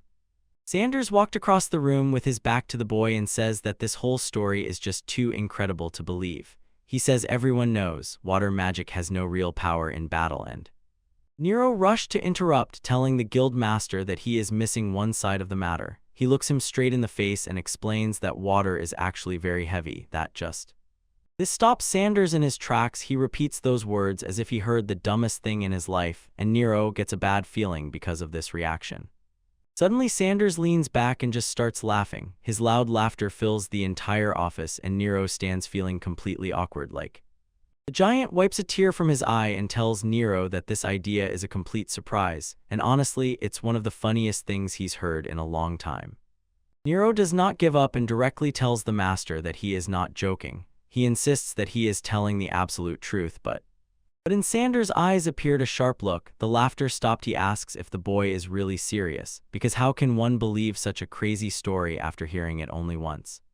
He tells Nero that if what he says is really true, words won't be enough. He will have to prove that power in practice, using real force, and he points his thumb at his own chest with a wild smile. He tells Nero that if he wants to be taken seriously, he needs to come out and fight him right now, which could. This completely caught Nero by surprise. He just stands with his jaw dropped, not believing he has to duel with the guild master. They descend into the guild's dungeon to the training ground, a huge stone arena built for serious matters, and Sanders. He explains that the whole place is enveloped in protective magic and warns Nero. The security measures here are strict. They won't even activate from minor damage. This makes him tell the boy, "Fight with all your might, you won't die anyway." Nero just stands, his face tense, but Sanders does not calm down. He shows off his gear and boasts that he has both the fist mark and the lightning mark, calling himself the master of both. He throws a wild look at Nero and tells him to remember this well before they start. In the world of crests, one who possesses 2 or more crests is called a user of double attributes. And even rarer are those who simultaneously possess both a magical and a combat mark. They are called hybrids, and they are famous for creating techniques that merge both powers into something incredibly powerful. Nero freezes for a moment. He is fighting a hybrid for the first time in his life and begins to wonder what kind of crazy fighting style he will have to deal with. And suddenly it dawns on him, he doesn't even know what his sign of the sage actually does. While he is stuck in his thoughts, Sander begins rereading the duel rules. He explains that victory goes to the one who stands on their feet until the end. He says the fight will end the very second someone cannot move or is knocked out of the ring. Sanders extends his hand and says to Nero, "Since you are just a mage, go first." In the stands, some guy impatiently asks the people nearby, "Is Nero really just a water mage?" And the crowd begins to mock. They say the fight will end in a moment and there is no point in it at all. On the roadside of Simo, she jumps and chirps like crazy to cheer Nero up. Nero raises his eyes to the crowd and notices Layla, who is looking at him.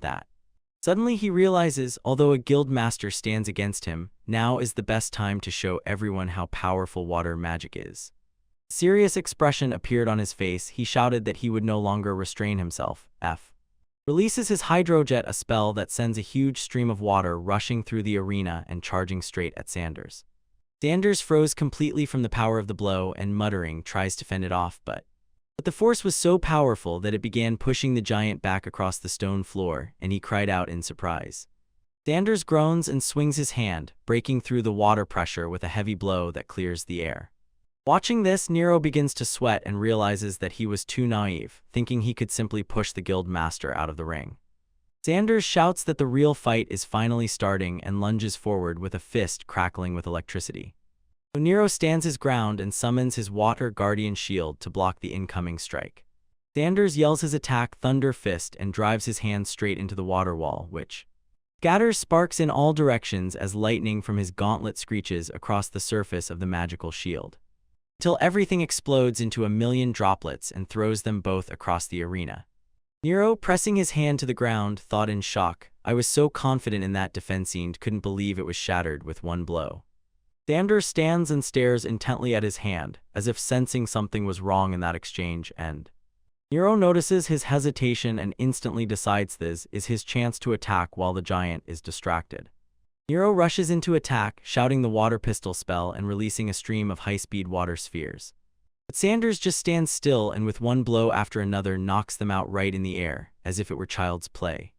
Sanders brazenly smiles and tells the boy not to underestimate him, while his fist begins to spark with lightning. Nero does not give up, summons a huge water sphere, and throws a giant water ball to finish this. The guildmaster is not worried at all, just stares at Nero intently, while electrical energy builds around him.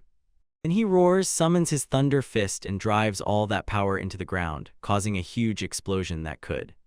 Caught completely off guard, Nero panics and looks around until Sanders appears behind him and tells him he is too slow. Nero sharply turns and tries to summon a water shield guardian for protection, but barely manages to say half the spell when Sanders hits him with a swirling thunder kick, striking with a heavy electricity-charged boot right into his ribs. Nero is left in complete shock and barely breathing, thinking that the speed of that big guy is a whole different level. Nero can barely stand, thinks everything looks bad, and is about to lose consciousness. Sliding across the floor, he realizes, if this continues, he will be knocked out of bounds. He grits his teeth in despair, feeling as if he has completely hit a wall and cannot find a way out of this mess. But then he shouts that he is not finished yet, suddenly whipping a thin, whip-like stream of water This completely caught Sanders off guard, leaving the giant standing and wondering what this boy was planning. A long water rope stretched across the arena and bound them both to each other. Nero hit the ground and slid to a stop, thinking about how he almost got into trouble. Sanders looks at the thin strip of liquid and distrustfully asks if Nero really says that this is water too. Nero looks him straight in the eyes and confirms he still has many moves in reserve. Looking at the boy, Sanders realizes maybe he was holding back. Nero is completely different from all the previous ones. Nero is already working on his last fumes but tells himself, if he holds back now, his water magic will never earn respect. And if that happens, nothing will ever change, so he gathers his willpower and shouts that he no longer hesitates. Sanders stands stunned and lets out a hoarse groan when he realizes that the boy has found a second wind. He glanced at Nero and said that something in his eyes had just completely changed, but instead of retreating, Sanders lowers into a low stance and says he will respond with the same energy. Wild lightning begins to spark around him. He unleashes a colossal move called Storm Tiger, Fierce Assault, a true giant tiger of electricity, which it lunges directly at Nero, and he remains calm, holding the stick aimed at the attacking creature. Nero shouted heavy water ball and fired a dense ball of water straight at the tiger's path. The water ball hits the lightning tiger right in the snout and simply. At that very moment, the arena was blinded by light. Two spells collided and exploded like a bomb. The lightning tiger was completely torn apart by the explosion. It flies to pieces as the stone fragments flew in all directions, and Nero just stood watching the dust settle. Suimu simply jumps for joy and lets out a quiet happy squeak because Nero picks up the little one, and when Suimu rubs against him, Nero suddenly exclaims. The whole crowd goes wild, and one guy shouts that he can't believe it. Nero really defeated the master. People whisper that Nero supposedly only had weak water magic, and everyone is shocked that he won. Suddenly Sanders shouted that he lost, and Nero jumped a little because of that. Sanders sits leaning against the broken wall, looking completely exhausted and sighing heavily. He, biting his lip from pain, tells Nero that he never expected to be beaten like that and asks what kind of water magic that was anyway. Sanders rubs his neck and says that if he hadn't covered himself with a shield, someone would have died from that blow. Sanders looks pretty beaten up after the fight, so Nero quickly apologizes for being too harsh, and Sanders just laughs, throws a potion bottle, and says the duel was fair, then adds that it's a bit crazy he had to use the healing potion on himself, even though he brought it for Nero. Nero looks at him quite nervously and finally asks the big question, did his magic really pass the test? Sanders smiles broadly and confidently and tells him that it definitely did. He says everything was decided the moment he saw the first spell. The power of that water magic just doesn't make sense. And then the sand. Sanders asks what rank Nero is currently sitting at, and Nero replies with a slight sigh that for now he is only E rank.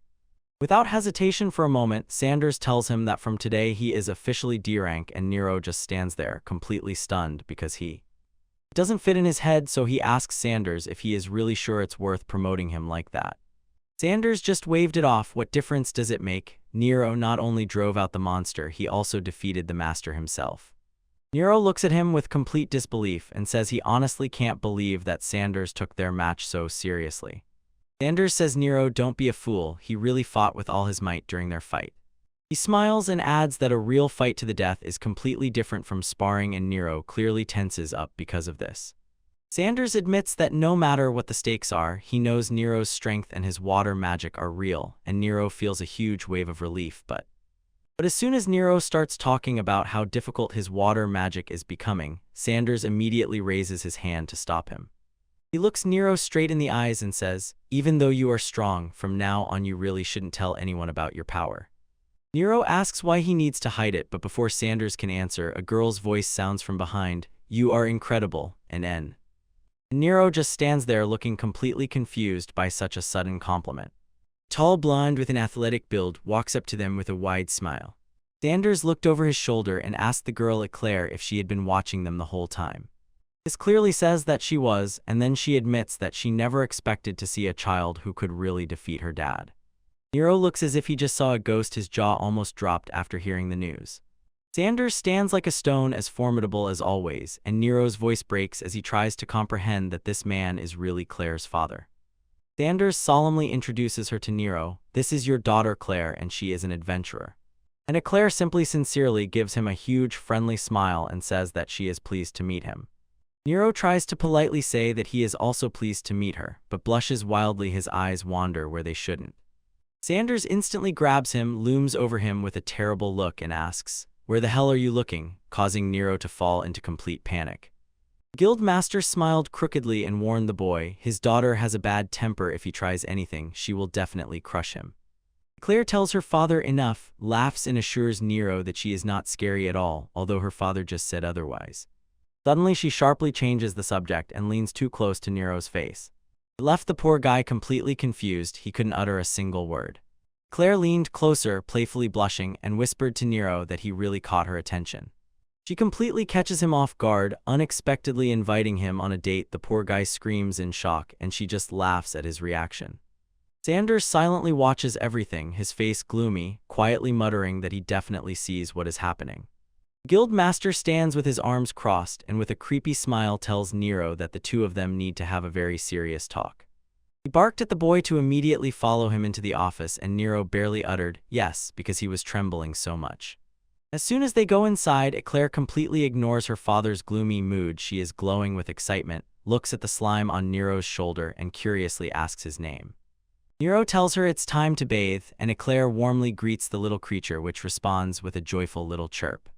Sanders finally loses patience and yells at his daughter, demanding to know why she thinks she can just barge into his office too. Claire doesn't even flinch, teasingly asks her father if he's just pretending to be cool to get all the juicy details about her date. Guildmaster looks like he's about to explode, asks if she is real, then throws a terrible glance toward Nero.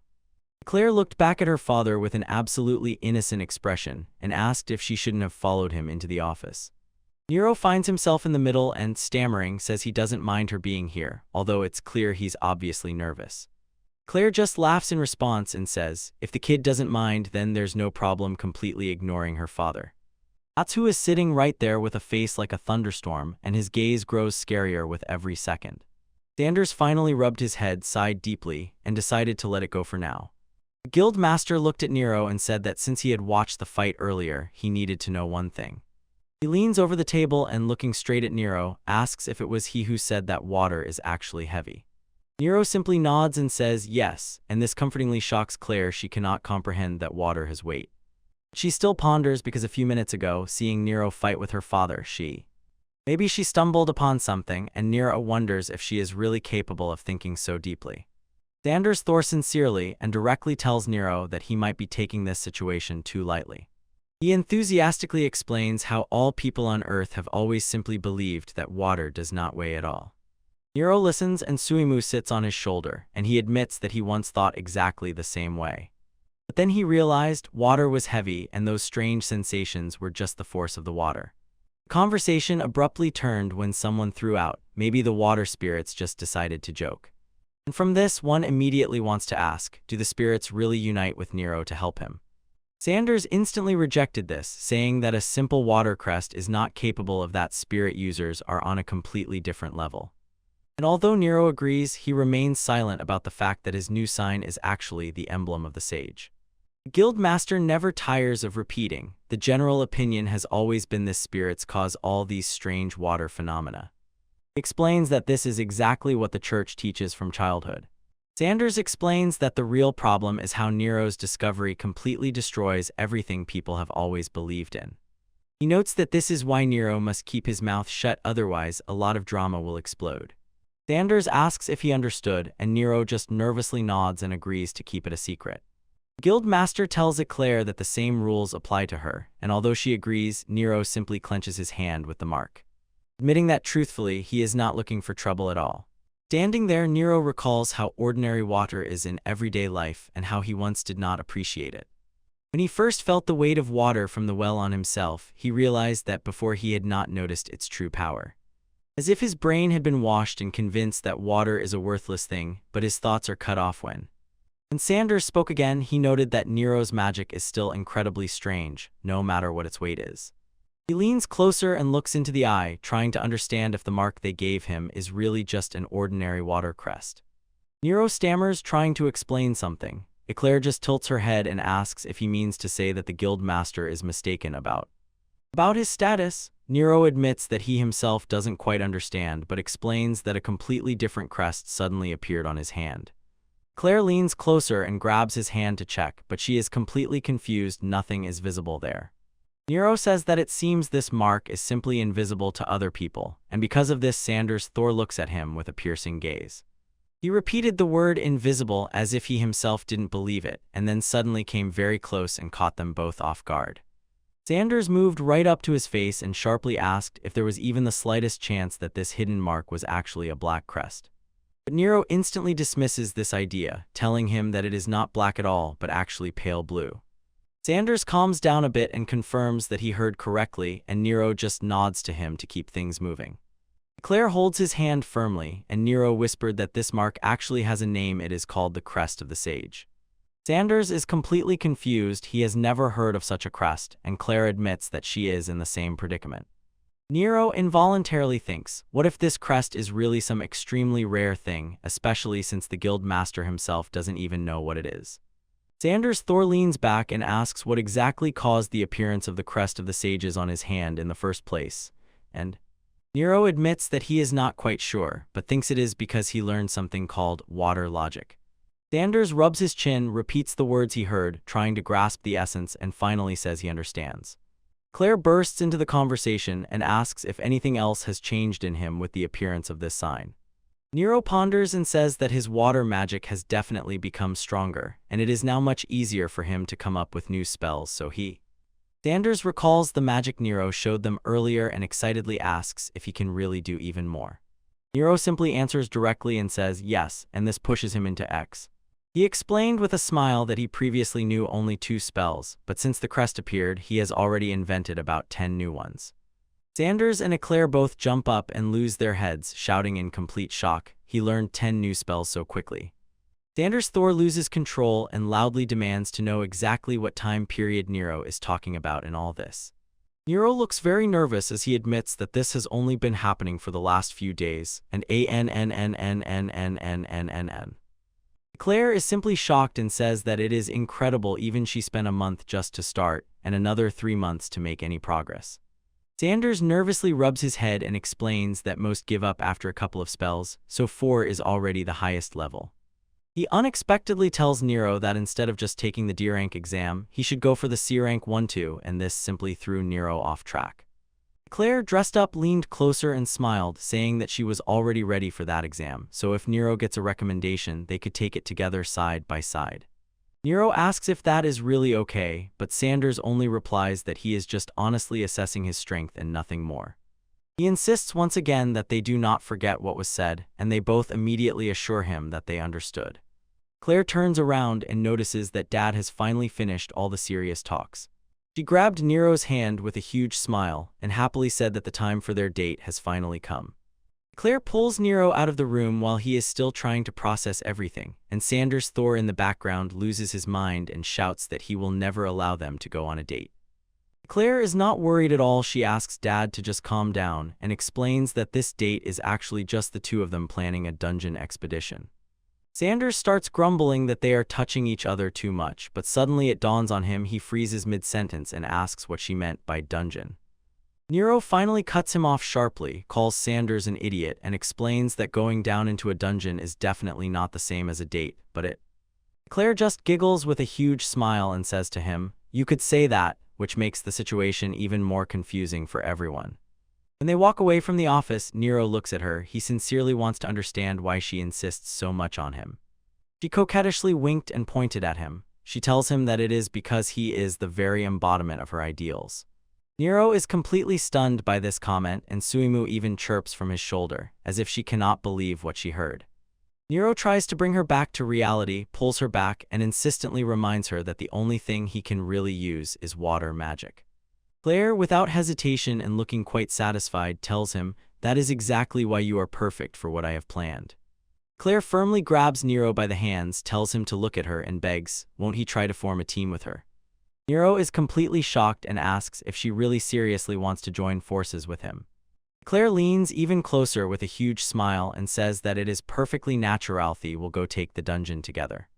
Nero begins to hesitate. He starts to say that he is just nobody. Old memories flicker in his mind about his former party leader who yelled at him, but Claire looks him straight in the eyes with a sincere expression and asks, won't he give her at least one chance to show what she is capable of? The expression on her face conquers him. Nero begins to blush and smiles, telling her that he understands. Claire cheerfully exclaims that she is so happy and addresses Nero, let's do our best together. Nero smiles and says that it is truly an honor to be invited. Wasting no time, she heads to the counter and says that first of all they need to go get their exploration permits. They approach Fleur. Eclair calls her, and Fleur asks the reception to officially register them as a group.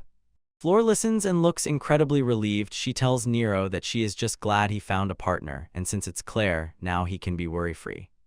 Claire keeps the fire. She says that she actually relies on Nero because that duel with her father was simply amazing.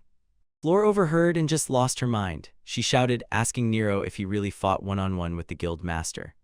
A huge proud expression appeared on Eclair's face. She boasts that Nero not only fought him but also won. Fleur bursts out screaming in complete shock. Nero just stands there looking a bit awkward trying to process this news, but eventually she calms down and becomes serious. She tells Nero that she was worried when he started acting alone, so he shouldn't get cocky or make mistakes. Nero gave her a broad, grateful smile and told Fleur that he is very thankful that she cares about him so much. Fleur laughs and says that nothing can be done about it. Nero is like a younger brother to her, whom she cannot leave alone. Nero smiles to himself, thinking about how she sees him as a younger brother, and suddenly Fleur returns to business, reviewing papers, and asks both of them where they plan to go first. As they prepare, Nero can't help but think that having a mother figure upstairs like an older sister wouldn't be so bad. Fleur points to the illustration in the book and says that this very dungeon is the perfect trial for the two of them. She throws him a glance and asks Nero if he has ever had any experience with dungeon raids at all. Nero says that he was once on Guy's team, but honestly admits that back then he was hardly of any use to them. Claire asks in shock if he means that famous Guy, the one who has the real hero's mark. Nero tells her that they were together for a whole year, but adds that he is no longer part of that group. He looks a bit embarrassed and asks Eclair if she is disappointed to find out that he is not with the heroes, but Eclair just looks at him as if he has gone mad. She is completely puzzled and asks why he even thought that. She laughed and told him that she is actually happy because that means she can finally form a team with him. Then she became a little worried and says that saying, "I'm glad," because of this might seem a bit insensitive. Nero simply smiles warmly at her and thanks her, frankly saying that her words really comforted him. Claire is still a bit confused but says, if Nero is happy, is glad to hear.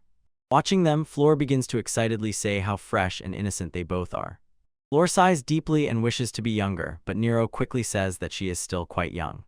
She stubbornly insists that she is definitely still over 20, but Eclair instantly covers her mouth with her hand and silences her. Finally, she gets down to business. Fleur happily shows them the papers and says that the registration is all in order.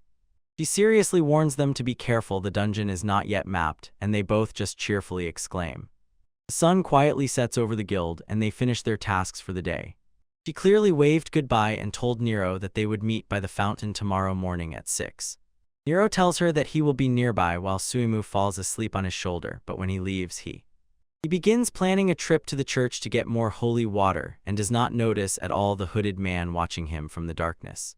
Hilton rises from the table after Eve overheard Nero's conversation and asks himself if they are really heading to the dungeon. He thinks he has just stumbled upon truly valuable information and begins rubbing his chin, thoughtfully pondering his next move. Hilton steps outside with a stick in his hand, but as soon as he steps outdoors, a scruffy thug blocks his way and sternly orders him to step back and be quiet. Even when the blade is pressed right against his back, Hilton remains completely calm and simply says he understands.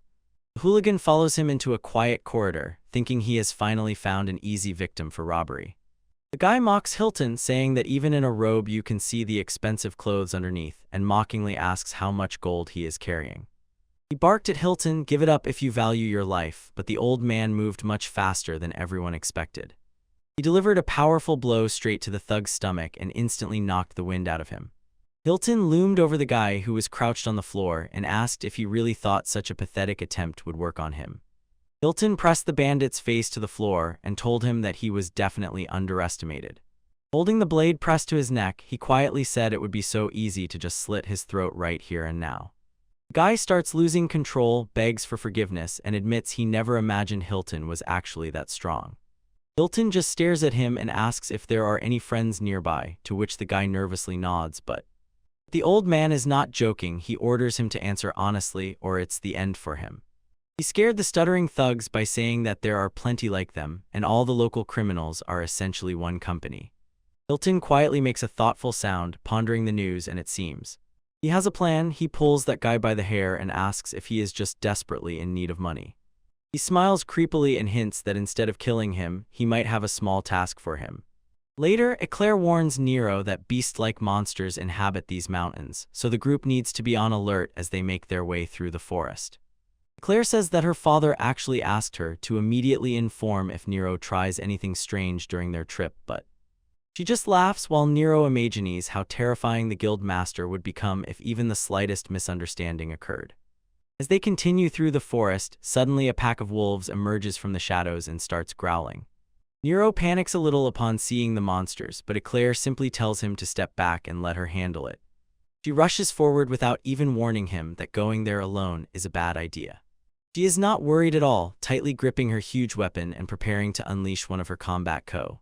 She shouts "Thunder Hammer" and strikes the lead wolf with a heavy electrified hammer blow. The wolf instantly falls, the rest of the pack immediately flees, and Nero and Suimu just stand there with their mouths agape.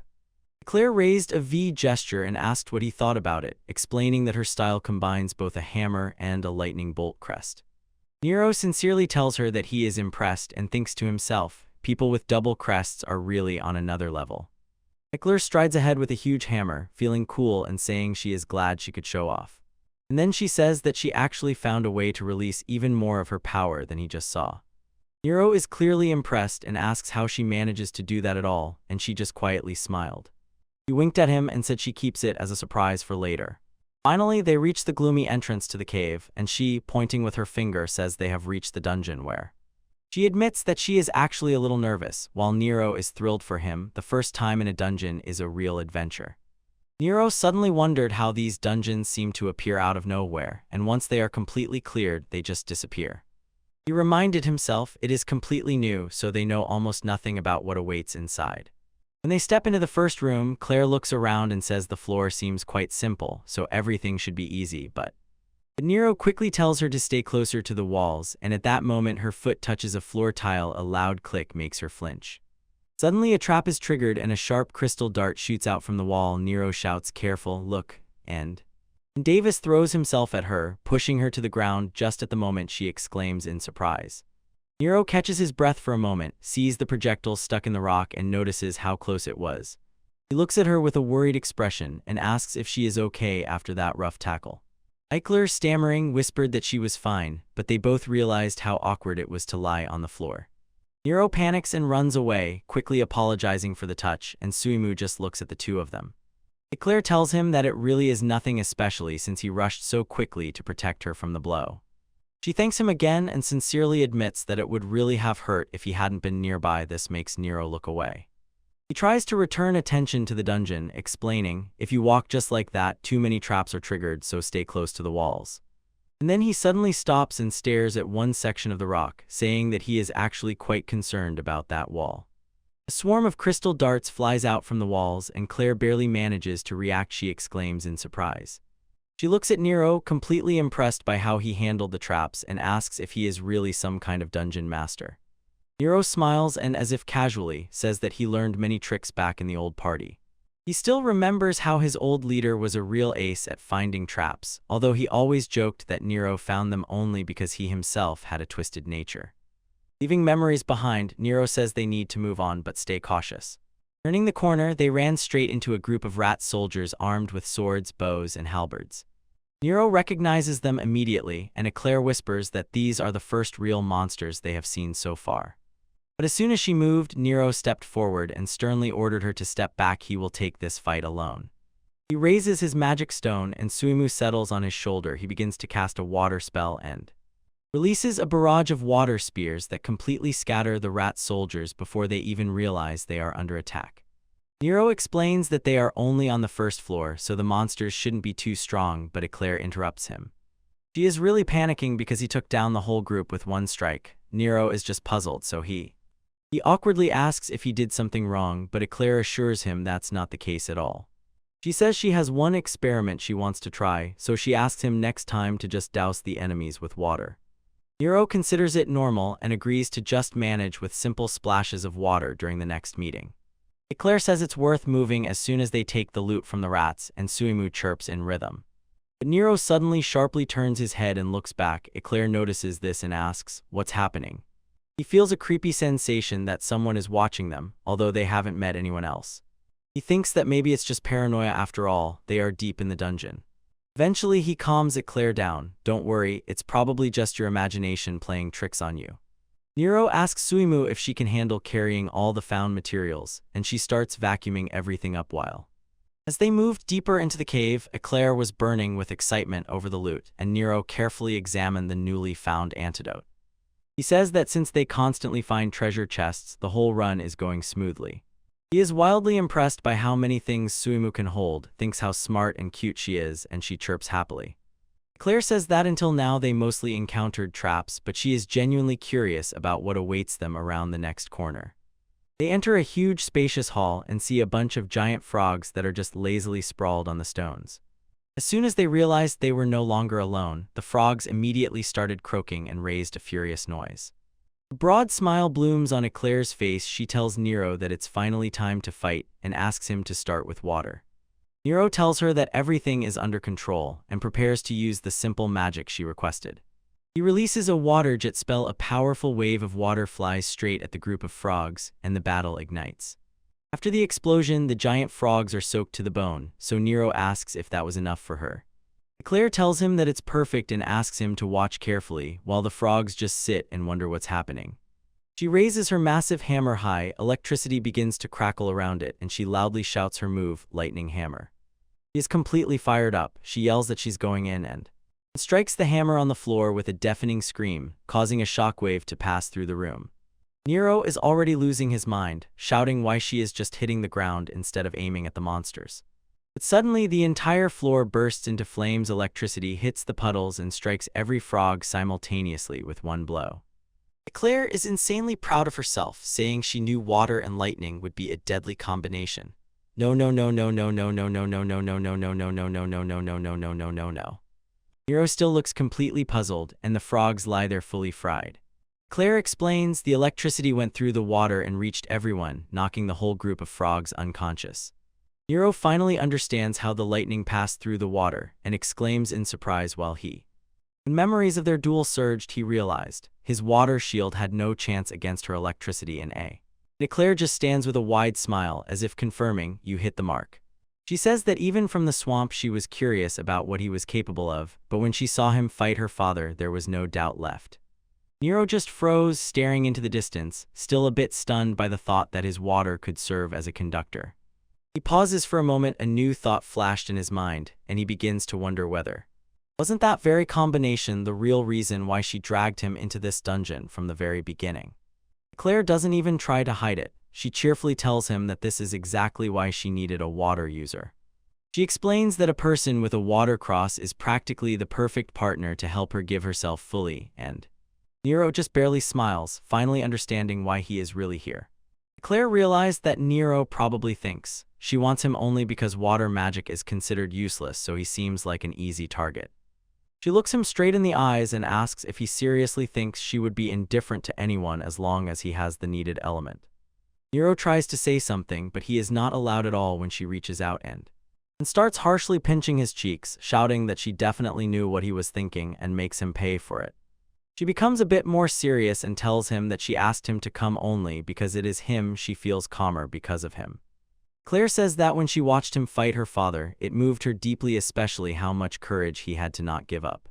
That is why she trusted him so much, especially after she saw that he had been covering for her from the moment they stepped here. She admits she wanted to wait until they cleared the dungeon to say it properly, but since they are already talking, she extends her hand with a huge smile and asks if he wants to form an official team with her. Nero freezes for a moment, then a smile blooms on his face. He quietly thanks Eclair for the offer. Nero pauses for a moment and sincerely apologizes for having been so hard on himself before, in front of. He says to Eclair with a smile that he is just insanely glad that she thinks so much about him. With a handshake, they finally sealed the deal. Both were ready to work together. Eclair tells him if he understands this, he should believe in himself more because he is actually very cool. Then she freezes mid-word, her eyes wide open as if she saw a ghost. Nero slightly jumped, asking if something was wrong. She immediately grabs his hand and shouts that she knew it long ago and now he finally sees it too. She, smiling broadly, pointed directly at that shining emblem he had mentioned earlier with 2 fingers. Nero's jaw almost dropped to the floor when he, stunned, asked if she really sees the mark on his hand. She just laughed, said she sees everything as clear as day, and he was left completely shocked.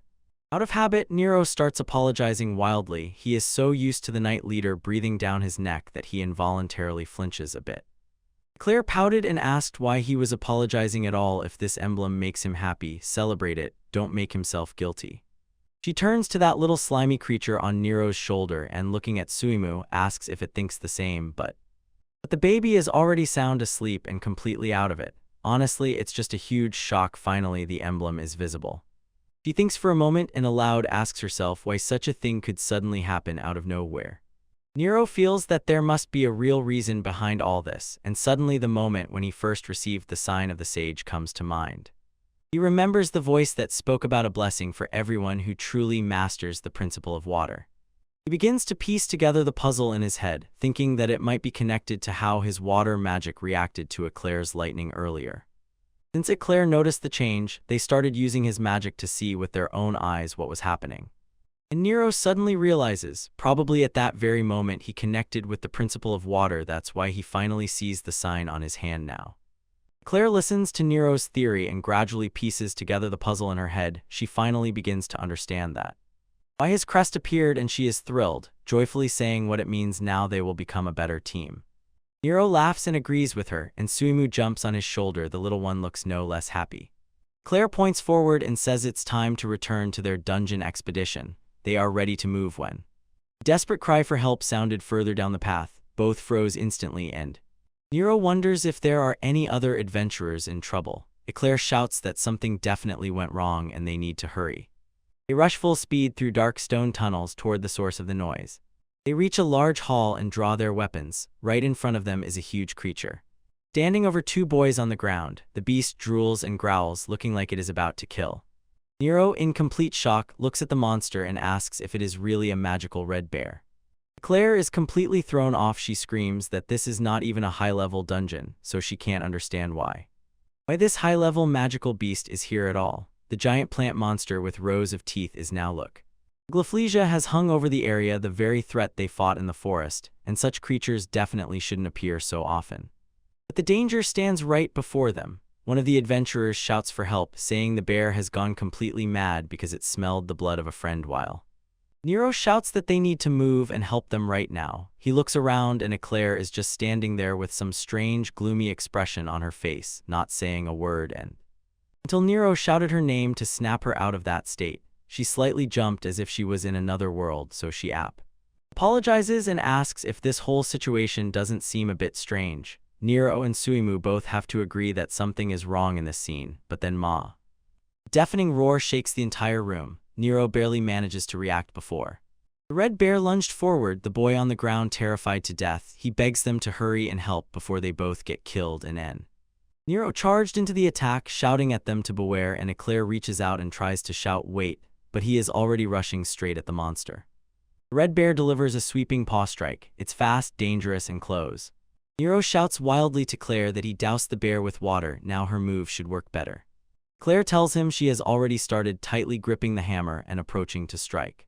Claire shouts loudly and strikes the monster directly with her weapon, using Nero to realize that his water magic is pushing Eclair's attacks, and they do hit the target, but then Nero looks back and out of nowhere a hand appears, stabbing a dagger straight into Suimu. Nero grabs Suimu and shouts his name, while the boy they were trying to save stands with a knife in his hand. It looks like he has completely lost his mind, complaining that some simple slime got in his way.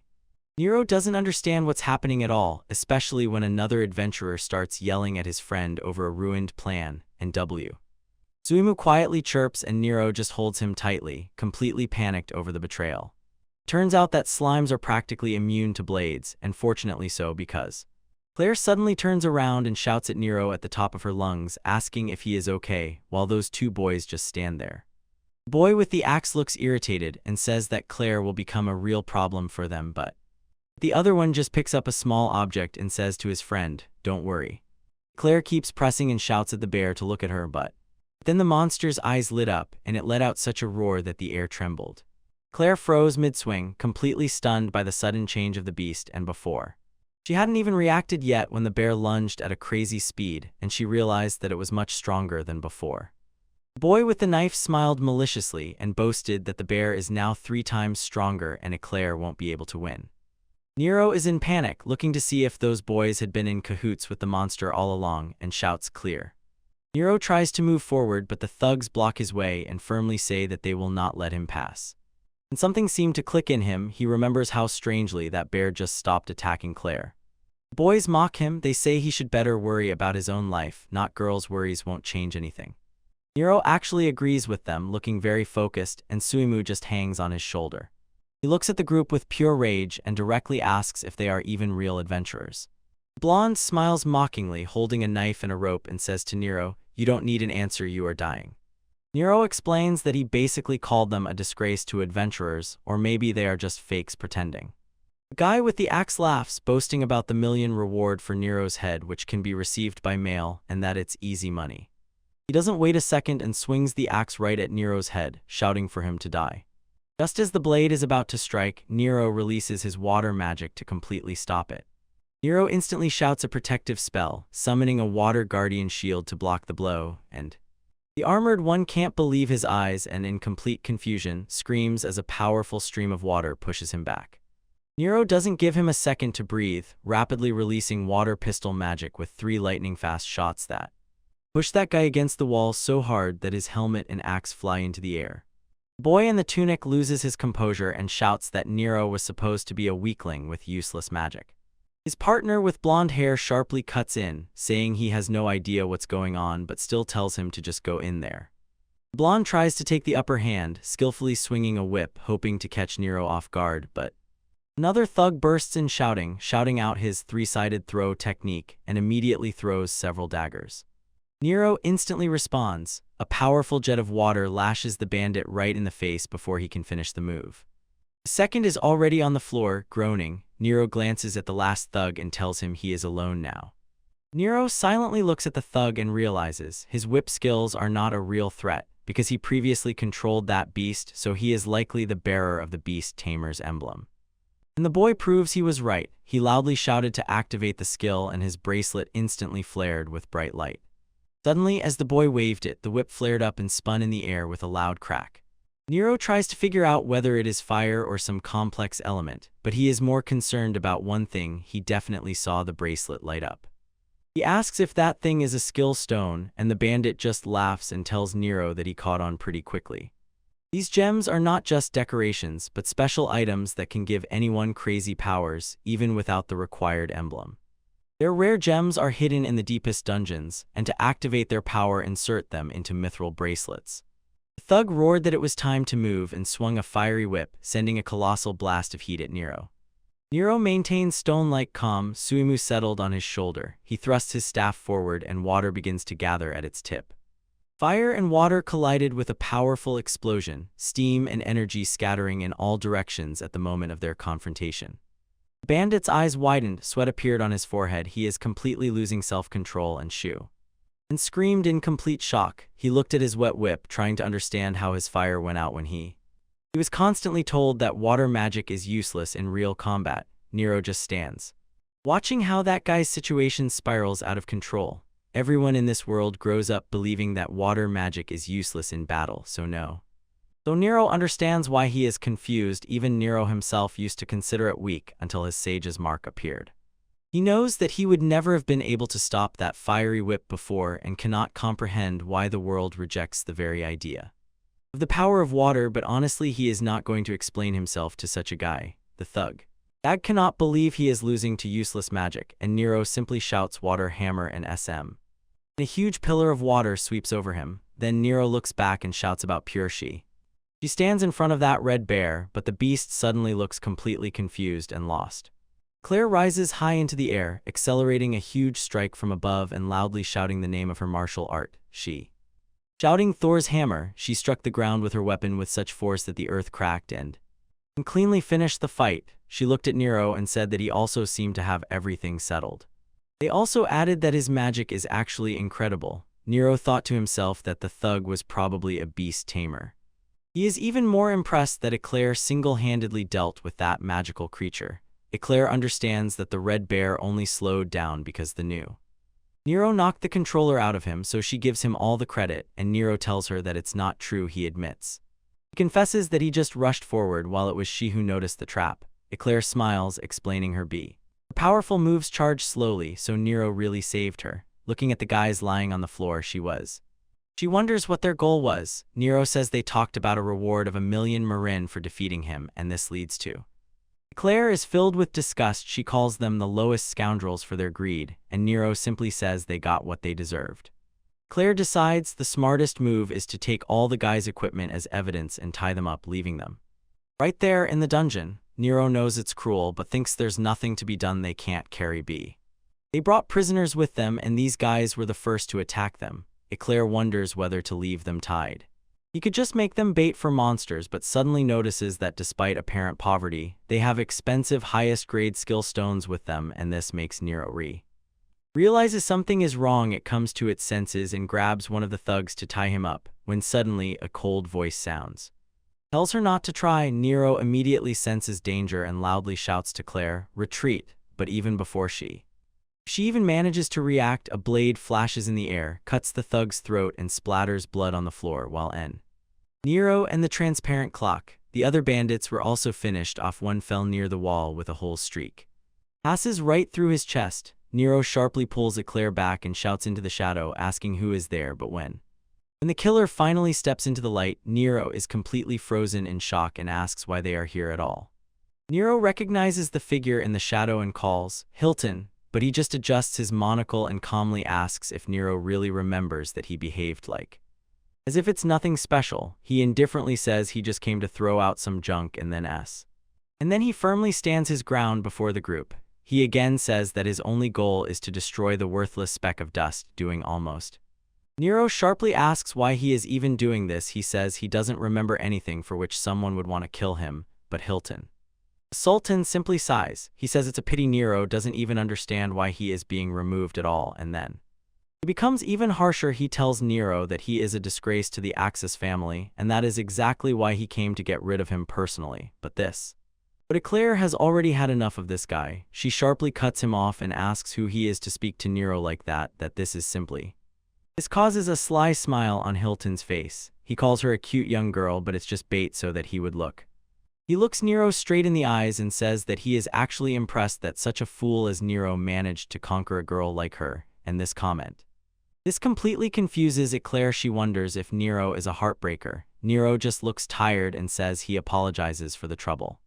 Nero explains that Hilton was actually a butler in the house where he grew up, and even though that guy used to take care of him before, everything changed at that very moment. As soon as he saw watercress, Hilton began to treat him like a complete stranger.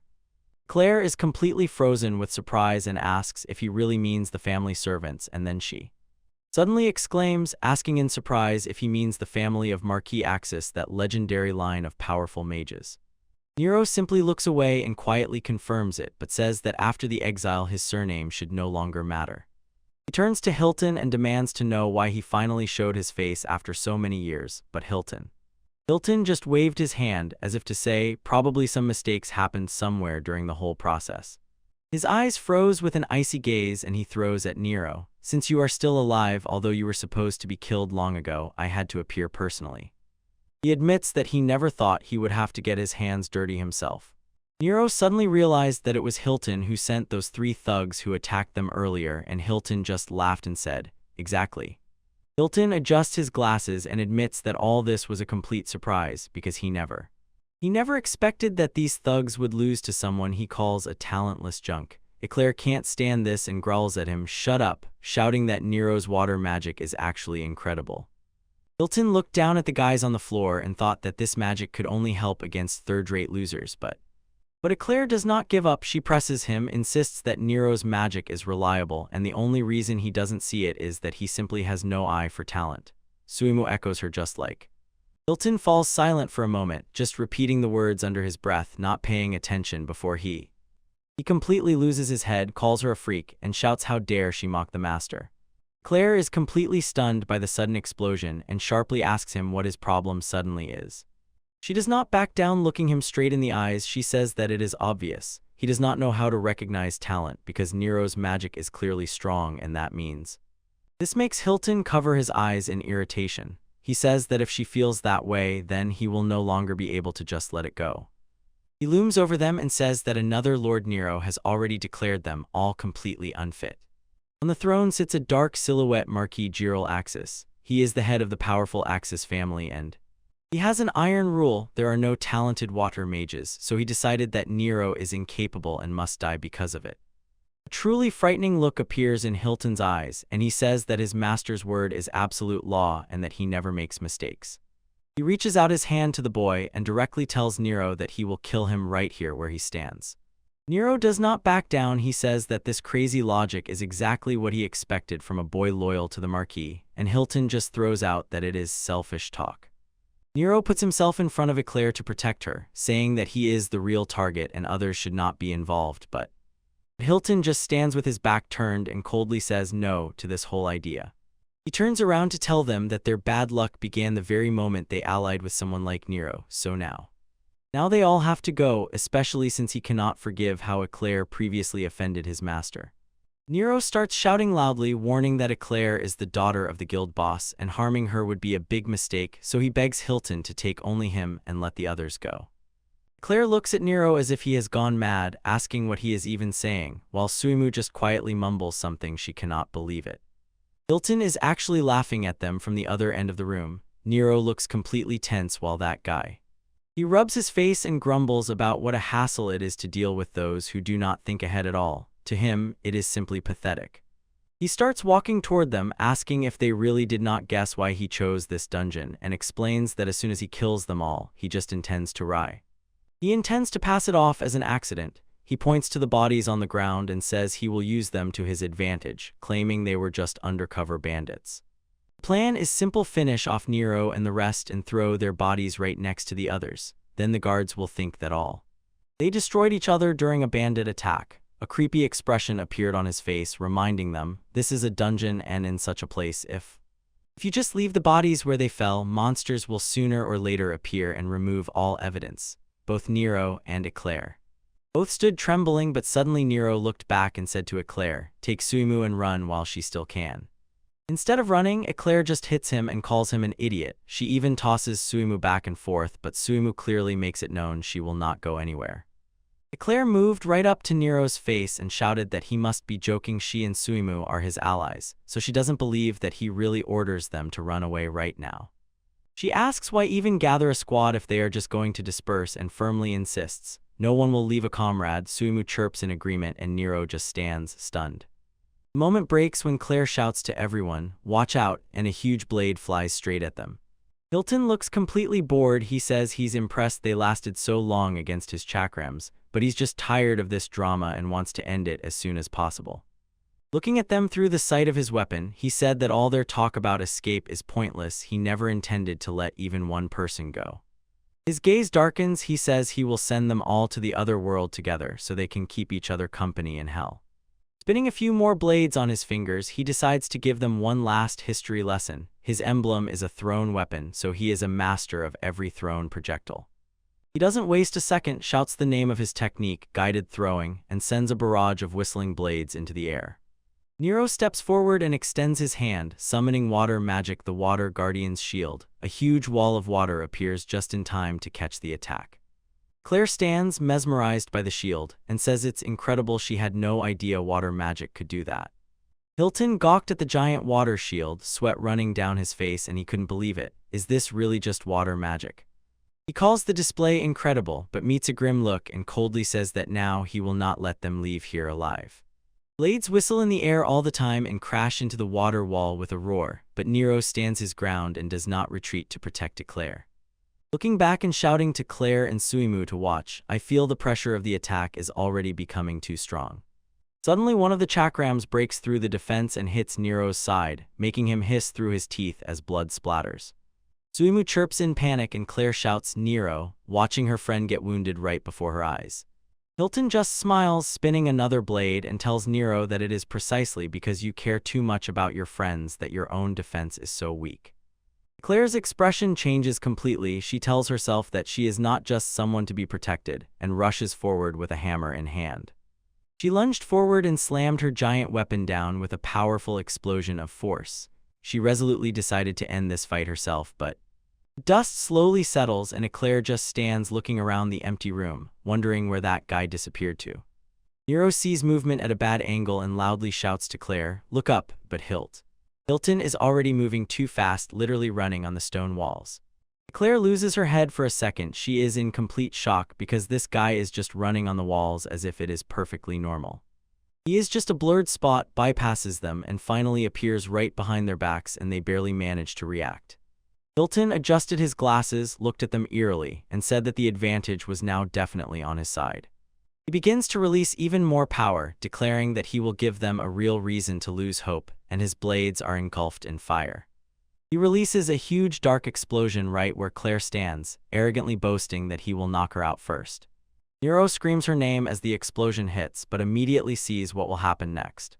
The fiery chakras merge into one massive weapon, and Nero suddenly feels his usual shield will not stop such a powerful strike. Without wasting a second, he shoots a high-pressure stream of water to extinguish the heat. Claire tries to shield herself from the burning heat of the explosion, shouting how hot it is here when Nero watches tensely as the smoke disperses and Hilton just stands there completely unbothered. Nero finally breaks out and yells at that guy, "I will no longer allow you to hurt my friends." Hilton looks genuinely offended. He says it is unforgivable that someone as inept as Nero would even speak to him like that, and without wasting a second, he instantly launches an attack, jumping high into the air to execute his explosive throw. Nero holds the defense but begins to feel there is clearly something wrong with Hilton's fighting style. He feels that the physical skills of that boy and his fire magic are too diverse and powerful to be just an ordinary trait. Claire also begins to connect the facts, recalling that strange magic Hilton used earlier on that thief. Nero decides to test the theory and launches a barrage of water spears. A sharp wave of water rushes straight at him. Hilton simply dances around the spears as if it were a joke and asks Nero where he is even aiming with such a careless throw.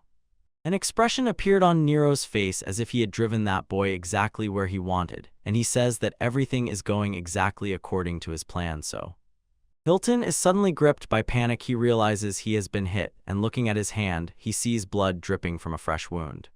Finally, he understood. Those bright attacks were just a distraction to make him lower his guard. For a moment, Claire looks aside, completely stunned, when she notices the jewel that the boy skillfully hides. Nero says he felt that something was wrong and directly exposes Hilton. He stole the bracelet from the bandit they saw earlier today. Hilton simply adjusts his monocle and acts as if nothing happened, saying he did not steal them but is just returning what he himself borrowed. Then he just looks them in the eyes and throws, "What difference does it make anyway if I still use jewels to fight you?" He bursts into the sky and shouts down that it changes nothing. Nero and Claire are still completely losing. Claire does not back down. She shouts to Nero that it's time to use their combination, and Nero looks up, finally catching her thought and realizing that the combo is exactly what they need to put an end to this. Nero wastes no time. He shoots a water jet, sending a huge wave straight at that guy. Hilton sees it coming and simply steps aside. He doesn't even worry, saying it's fine if he just dodges. He starts arrogantly boasting, saying that water magic is always weak and that his master was right. Nero turned out to be a disappointment, but this. Then suddenly Claire bursts into the fight, swinging her massive hammer and decisively rushing to close the distance. Hilton just slips past her attack as if it were nothing and bluntly tells her that trying to hit him is pointless. He keeps mocking her, saying she's too slow, but doesn't notice that he just stepped into a puddle made by Nero. Claire smiles broadly and asks him what he thinks about lightning, since he's standing in water right now. Finally, the guy realizes he's been set up and starts to panic, understanding that he can't escape what's coming. Claire strikes with her hammer like thunder. Electricity hits the water and burns him in a perfect combo. Hilton falls to his knees, completely broken and groaning in pain, while Nero and Claire stand over him. Claire starts jumping up and down and shouting joyfully because he thinks he has finally caught him, looks insanely excited, but the mood instantly changes when Hilton looks at them as if he is perfectly fine. Nero and Claire just stand there. They froze, and Eichler shouts that after such a direct electric shock he couldn't have survived. Hilton adjusted his sleeve, barely smiled, and explained, "I was following you for information, and it turned out that he was saved by a gem that protects against lightning." He honestly admits truly impressed that the combination of water and electricity worked, and quietly watches them as they try to recover. Nero starts piecing the puzzle together in his head, wondering if that creepy feeling at the entrance was really Hilton. I followed them the whole time through the entire dungeon, and no one noticed. It's a hard realization, but Hilton doesn't stop. Says that Eclair looks pretty beaten up, and her equipment is probably low quality. Claire starts to worry their best combo has been figured out, and now the main strategy is useless. Hilton smiled sinisterly and told them that they have officially made their biggest mistake. Hovering in the air, Hilton mockingly says that their biggest mistake was not finishing him off when they had the chance nearby. Nero instantly releases his water pistol magic to shut him up, but Hilton moves so insanely fast that he becomes practically a blurred silhouette, so it is not. Hitting is impossible. Eclair puts all her strength into a giant hammer swing, misses, and breaks the cave wall, while Hilton easily slides out of reach. Nero begins to sweat. He realizes they are in trouble. That guy's speed is simply on another level. Hilton just laughs watching them tear through the air and says it's pointless. Kids like them will never catch him.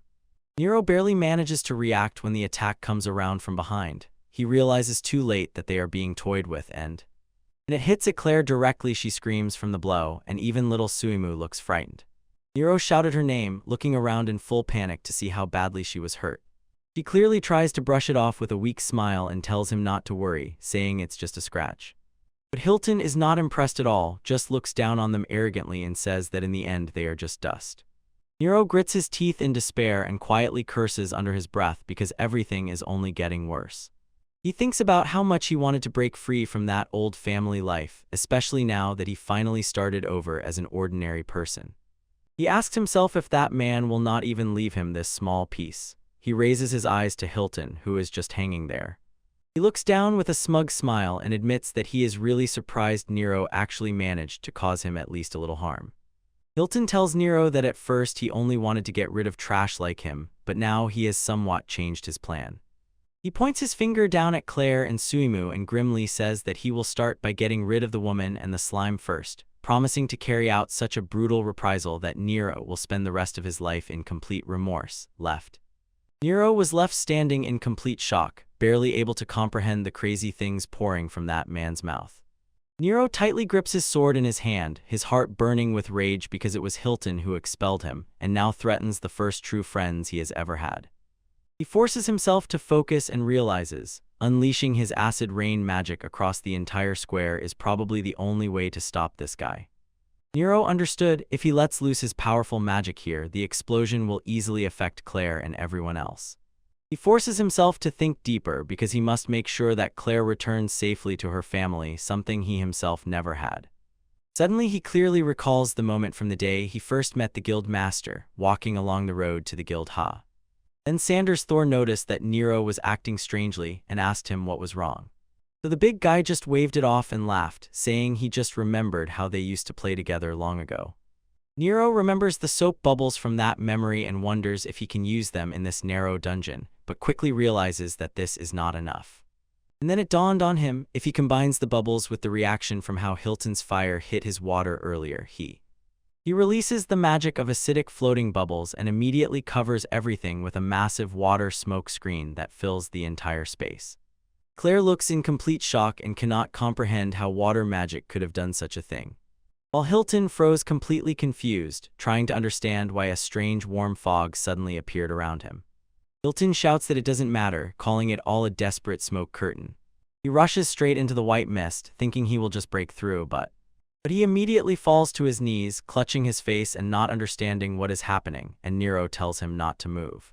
Nero stands calmly and explains that this entire area is actually filled with acidic bubbles.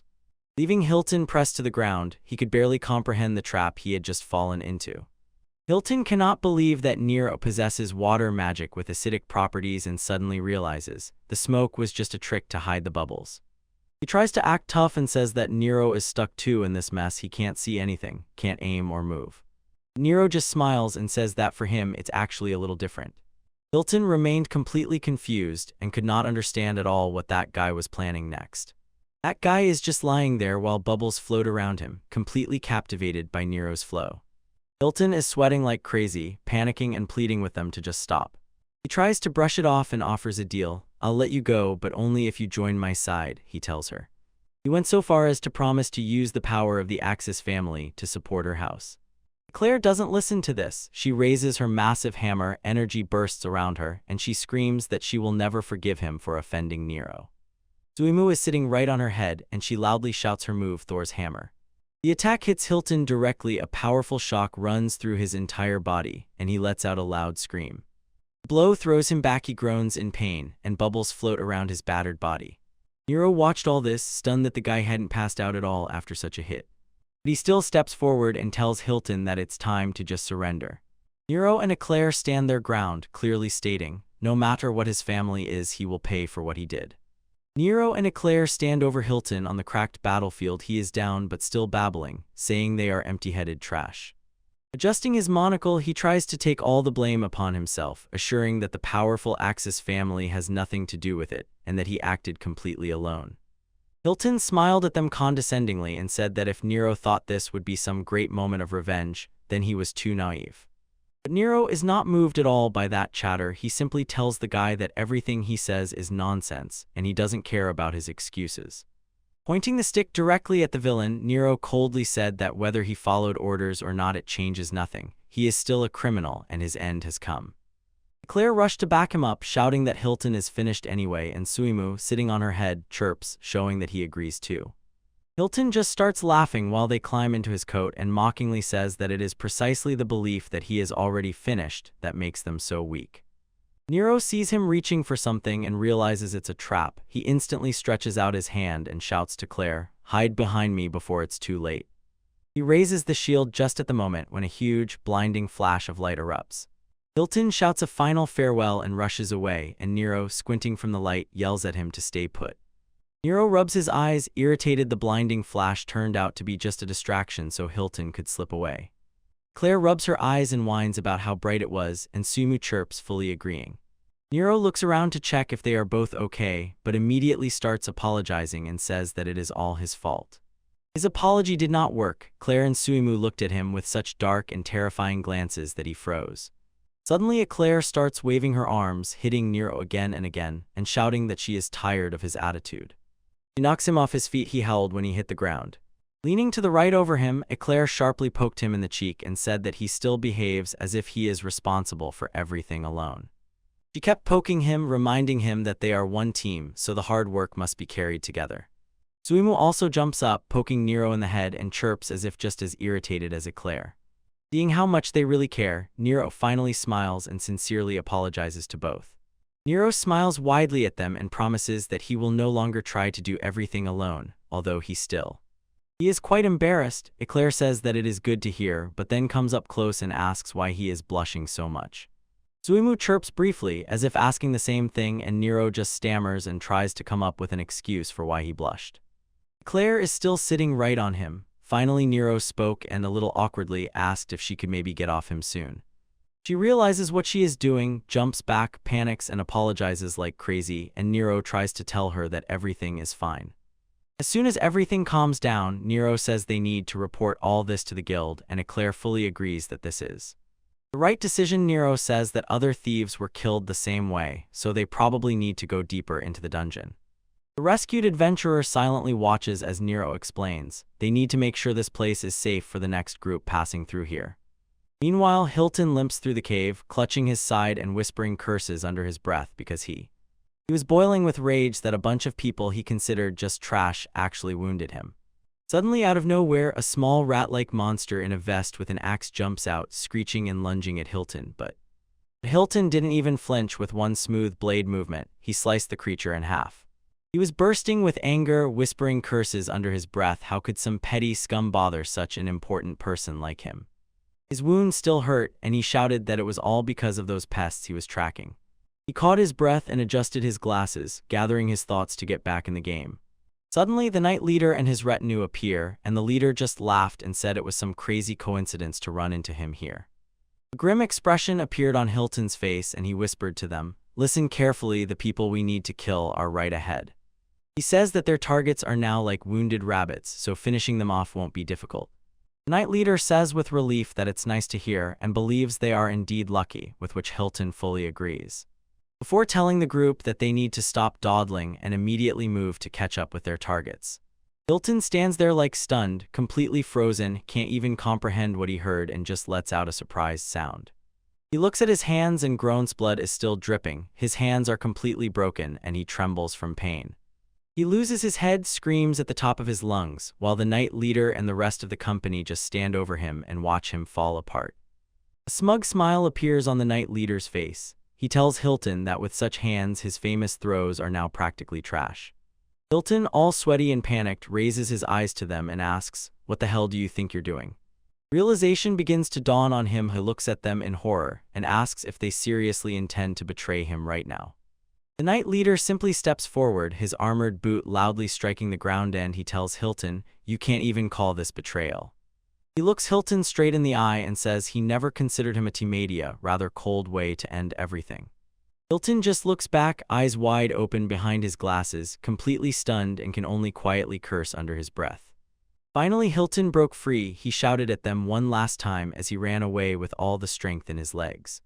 Betrayal grabs his mouth when she releases a burst of magic. He gets it right in the face, and his scream cuts off mid-breath. The knight leader glanced at the guy on the ground, said he should be grateful, and left him there bleeding. They remind him that they are now in a dungeon, and just at the right moment, several pairs of shining eyes appear in the pitch darkness.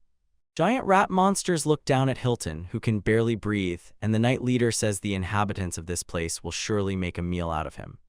Looking down one last time, the knight's leader says this is a fitting end for a pest, leaving Hilton on his knees in the dark as the monsters close the circle. The giant rat lunges forward and starts tearing Hilton apart. The cave fills with the sounds of the monsters devouring him until nothing remains. The sun hangs low over the rooftops of the quiet town, and everything looks peaceful. Nero suggests heading to the guild to report everything that happened, and Claire quietly nods, holding Suimu tightly. The streets are crowded with people chatting about dinner and how work is going, and Nero and Eclair simply blend into the crowd as they walk. They pass by several guys talking about their big task for today. For others, it's just an ordinary evening, and the two of them keep walking. Walking through the crowd, Nero suddenly freezes. Something catches his eye. He looks completely stunned and stared at two strangers who were passing by. Eclair notices that he froze and asks what the matter is, but Nero just looks at. He had just seen the crest on those people, instantly turned around and shouted to them, stopping the man with the hoe. A woman was walking beside him, and the boy looked back, a little puzzled, and asked if they needed something. Nero tries to look calm, but it is clear that he is insanely nervous. He stammers and asks if he can look at their crests and be. Before they could get scared, he bows and loudly exclaims that he is just a crazy fan of the crest. The two strangers just stand and wonder what is wrong with that. They look at that strange boy but decide to be kind and show him their hands, saying that their crests are nothing special, just ordinary symbols of wind and hoe. So the woman raises her hand as if asking if he really considers an ordinary wind crest so interesting. Nero looks at it with a serious expression, but gee. And the boy just laughed, waving it off. His crest is only good for digging the earth on a farm. Nero does not look satisfied at all, and he looks the man straight in the eyes with a desperate look and asks if that is really the only crest he has. The woman smiles and tells Nero that she is sorry to disappoint him, but the crest on her hand is the only one she has. She asks if he was really looking for a hybrid crest or something like that. While Claire runs up to catch up with him, asking Nero why he suddenly ran away. Nero looks confused and apologizes for the abrupt action, so he bows low to the two strangers, sincerely thanking them for their help, even though he had just suddenly jumped out in front of them. The boy with the hoe simply waved it off, as if to say everything was fine, and left me. Nero laughs nervously, waving them off, saying goodbye, but secretly thinks that he is just too sensitive to the colors of the emblem, because he could swear he saw it turn black for a moment. Nero and Eclair walked away, and the man stopped and watched them go, wondering if that boy could really see the truth. He begins to panic. Only those who have the same emblem can see this, and Nero definitely only has a faint water emblem on his hand. The woman looks at her hand as a much more complex symbol begins to glow above the fake emblem and says she doesn't quite understand what's happening, but is glad she pretended to be someone else just to be safe, and her face turns stone. She realizes if Nero really sees their tricks, it will be a huge problem for their organization, because this. Turns out Nero is already hanging out with the guild master's daughter, who later becomes one of the main targets. Claire asks Nero if he is some kind of emblem maniac, but Nero just laughs and says no, he simply suggests going back and ending the day there. So the two head back to the guild house as the sun begins to set. Floor greets them with a radiant smile as they enter, and the guild master Sanders Thor notices them and welcomes them back. Sanders moved right up to Nero, looked at him with a terrifying gaze, and warned that he better not even try anything with his daughter while they were outside. Claire loses her temper and says to her father, "Dad, stop it already," while Nero just stands there sweating and trying to look calm, but damn. But she says that something much more important happened, and this catches the guild master by surprise, making him wonder what is going on here. The group entered a private room and closed the door so that no one else could eavesdrop on their conversation. Sanders freezes for a second to process everything. He admits that he knew from the very beginning Nero was hiding something, but he could never have imagined that that guy was actually a member of the famous Axis family. Claire is still deeply shocked by this news, and Nero simply lowers his eyes and apologizes to both for hiding his identity for so long. Sander leans back and tells Nero that guilds usually don't care about an adventurer's past unless it's a real big problem, so he is not going to make a scene over this secret, but the guild master cannot understand why someone kicked Nero out of the group, only to then try to hunt him down. His rage flares even more. He grits his teeth and says he will never forgive them for dragging his daughter into their mess and putting her in danger. He says that the Axis family is a true legend among mages, so you can't just fight and win against them easily. Sanders decides that a real investigation must begin to check if those thieves left any evidence or corpses leading to the family. Although he knows there is a high probability that the local monsters have already finished off all the remaining evidence. As he moves on, he tells Nero, "Be vigilant and take care of yourself while he takes on all the hard work from here."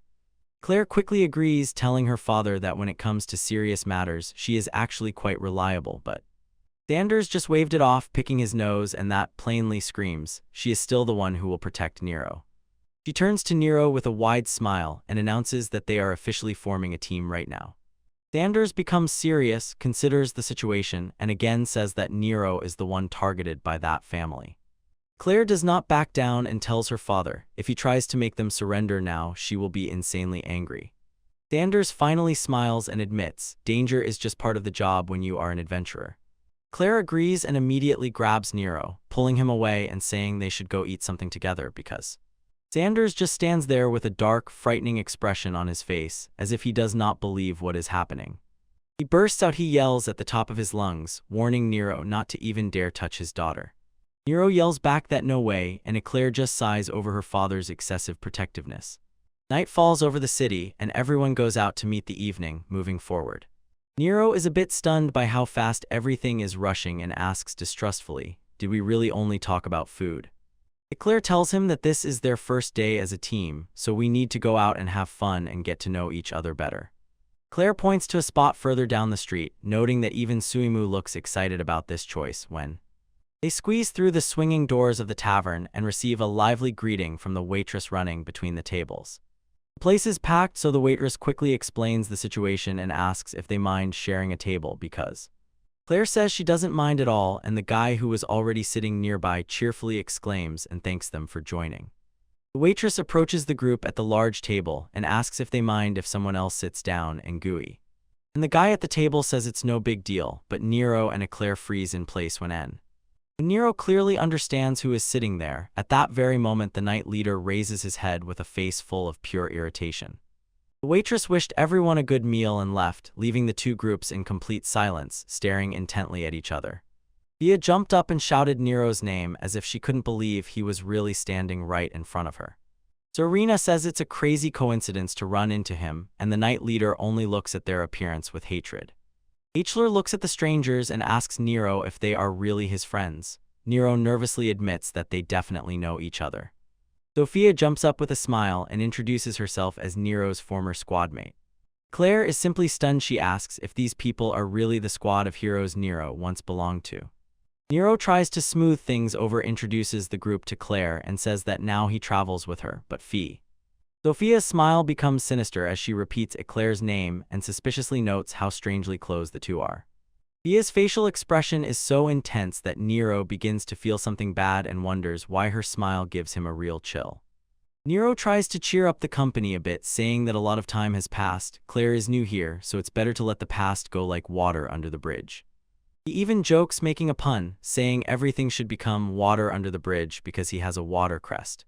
The whole table silently looks at him, and the room becomes incredibly awkward. Nero feels like he has failed, but Claire finally catches the joke and, to save him, says it makes sense because of his crest. Finally, the waitress approaches the table with a wide smile and happily says she has brought everything they ordered. Meanwhile, she begins to cover the table with a giant dish: roasted veal, fried potatoes, and meat from a giant boar that takes up the entire table. She keeps serving dishes: mountain pasta and kebabs, even curry served in a giant pineapple making. Nero understands that Serena's appetite is still as insatiable as ever, while she fiercely stuffs her mouth, and Fia is shocked that this entire mountain of food is just for one person. Finally, the night leader spoke, telling Nero that he doesn't need to apologize or try to erase the past, he just needs to act as if he has pride. But Claire is not going to back down so easily. She stared him in the eyes and asked why they really broke up with Nero. The night leader simply swallowed his drink and said that it's simple. Nero was kicked out because he was useless, the former. Claire can't even believe her ears and shouts back at him, furious about how they treated her friend. Nero tries to downplay everything and tells Claire that once, when he was on their team, he really was quite weak. His water magic barely did anything in battle. But Claire doesn't accept this. She shouts that it doesn't matter because Nero was always the most useful when it came to noticing traps in the dungeon. If Claire doesn't back down, she exclaims that just because Nero uses water magic, they have no right to treat him like that. While the night leader slammed a glass on the table, he passionately argued Nero was only good for carrying bags, and in real combat he was a complete burden. He doesn't calm down, insisting that Nero is doomed to remain a level E failure forever, so they abandoned him, and for him, that was the end of it. Claire just looks at the guy, sounding as if she is completely tired of his attitude, and says that's enough. She suddenly grabs Nero's hand and smiles, saying that she's actually glad they were so blind because it allowed her to assemble a team with a guy she can truly rely on, leaving. Nero was completely confused by how close she was, but in the depth of her gaze, he noticed fear, as if she was ready to kill someone at any moment. Claire continues to speak and notes that Nero is already at level D like her, and is even preparing to take the exam for rank C. The news hit the night leader so hard that he couldn't hide his shock and kept repeating the thought that Nero would take the exam for level C. A bitter expression appeared on his face, and he muttered to himself that it finally made sense why Nero had been able to pass the dungeons lately. But Nero catches this slip and asks how that guy even knew he was in the dungeons, which makes the night leader freeze as if he was caught. Serena just keeps eating while the night leader tries to appear calm and shouts that he only knows about Nero because rumors among adventurers spread quickly, making him feel. Look at this and bring up the topic. Claire is actually the daughter of the guild master, and Nero just realized that she knew about it. She starts laughing, saying that Claire is quite famous as a hybrid of thunder and an iron hammer. Fia leans in with a smug smile, teasing her, saying that as soon as she loses patience, she is scarier than thunder itself. Claire didn't bat an eye and replied with a sharp smile, asking if she meant fear a girl bomb without a fuse. The two of them stared at each other with creepy smiles while Nero got stuck in the middle, his eyes darting back and forth in complete panic. Suddenly the room fills with laughter. Both girls just lose their heads, while Nero and Suimu sit and just wonder what just happened. Fia abruptly rises from the table and throws back at Claire. You are the first person who has ever dared to speak to me like that. Claire also stands up and admits that she really felt relieved to talk to another girl, because everyone usually treats her too cautiously because of her father, and when they both decide that there is nothing left to do but go for a drink and seal their new bond with a loud high five. Suimu chirps squeakily in surprise, and Nero just looks on with a nervous smile, realizing that the girls have completely bonded over their high five. And Serena continues eating and casually suggests, if the night leader wants to stop being so stubborn, let him play a little with Suimu. The night leader explodes, yells at her and asks why he should do something so stupid at all, but Suimu starts jumping with pure delight, and the night leader groans, realizing he is really losing the attempt to stay annoyed. He finally couldn't stand it and poked the slime's face and felt how soft it really was.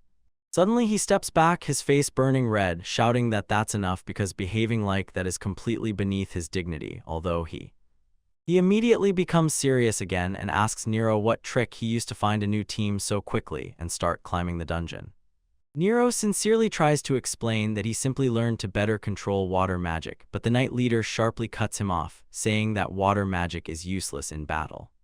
Nero falls silent, a thought spinning in his head. The knight leader still hasn't seen what he is capable of since he was kicked out of the group. He smiles to himself. He knows that the guild master and the clairvoyant see his true value, even if his old leader still refuses to believe it. Nero just smiles and explains, water magic is not useless at all, it all depends on how it is used and on the knight. The knight leader cast one glance at him and immediately realized Nero has no intention of leaving the city or giving up. Look Looking at the new comrades in the team, Nero says he has found good company, so he will stay and give his all too. The knight leader shouted that he was stubborn, but eventually backed down and promised not to chase him out of the city anymore. Suddenly he stands up and tells the team that it's time to go, but Fia sounds quite upset. She doesn't want to leave so early. The leader doesn't care. He asks her how long she actually thought they would sit and pretend to be polite with a guy who has already been fired. But Serena got the most angry. She wanted to order another portion, and that drove the leader mad. He shouted and asked how much, in her opinion, she could eat.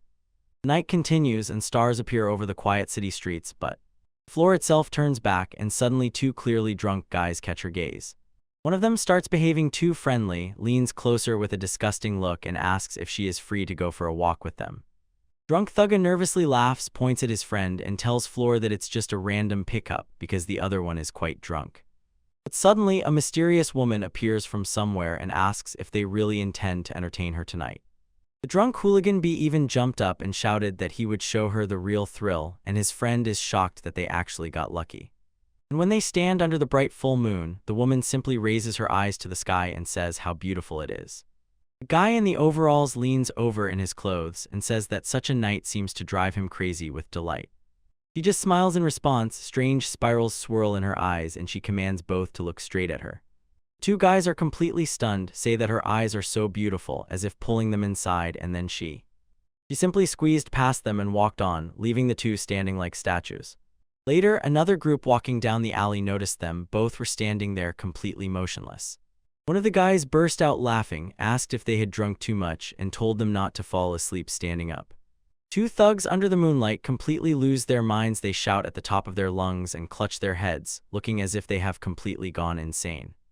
People around panic, shout that those guys suddenly started acting crazy for no reason, and the mysterious woman doesn't even look back. She walks away, humming, leaving behind chaos, and she darkly giggles and smirks as if she exactly knows what she just did to those guys, and then And then she raises her hand to the moon, shows a strange black spot on her skin, and aloud asks how many more people she will be able to drive crazy tonight.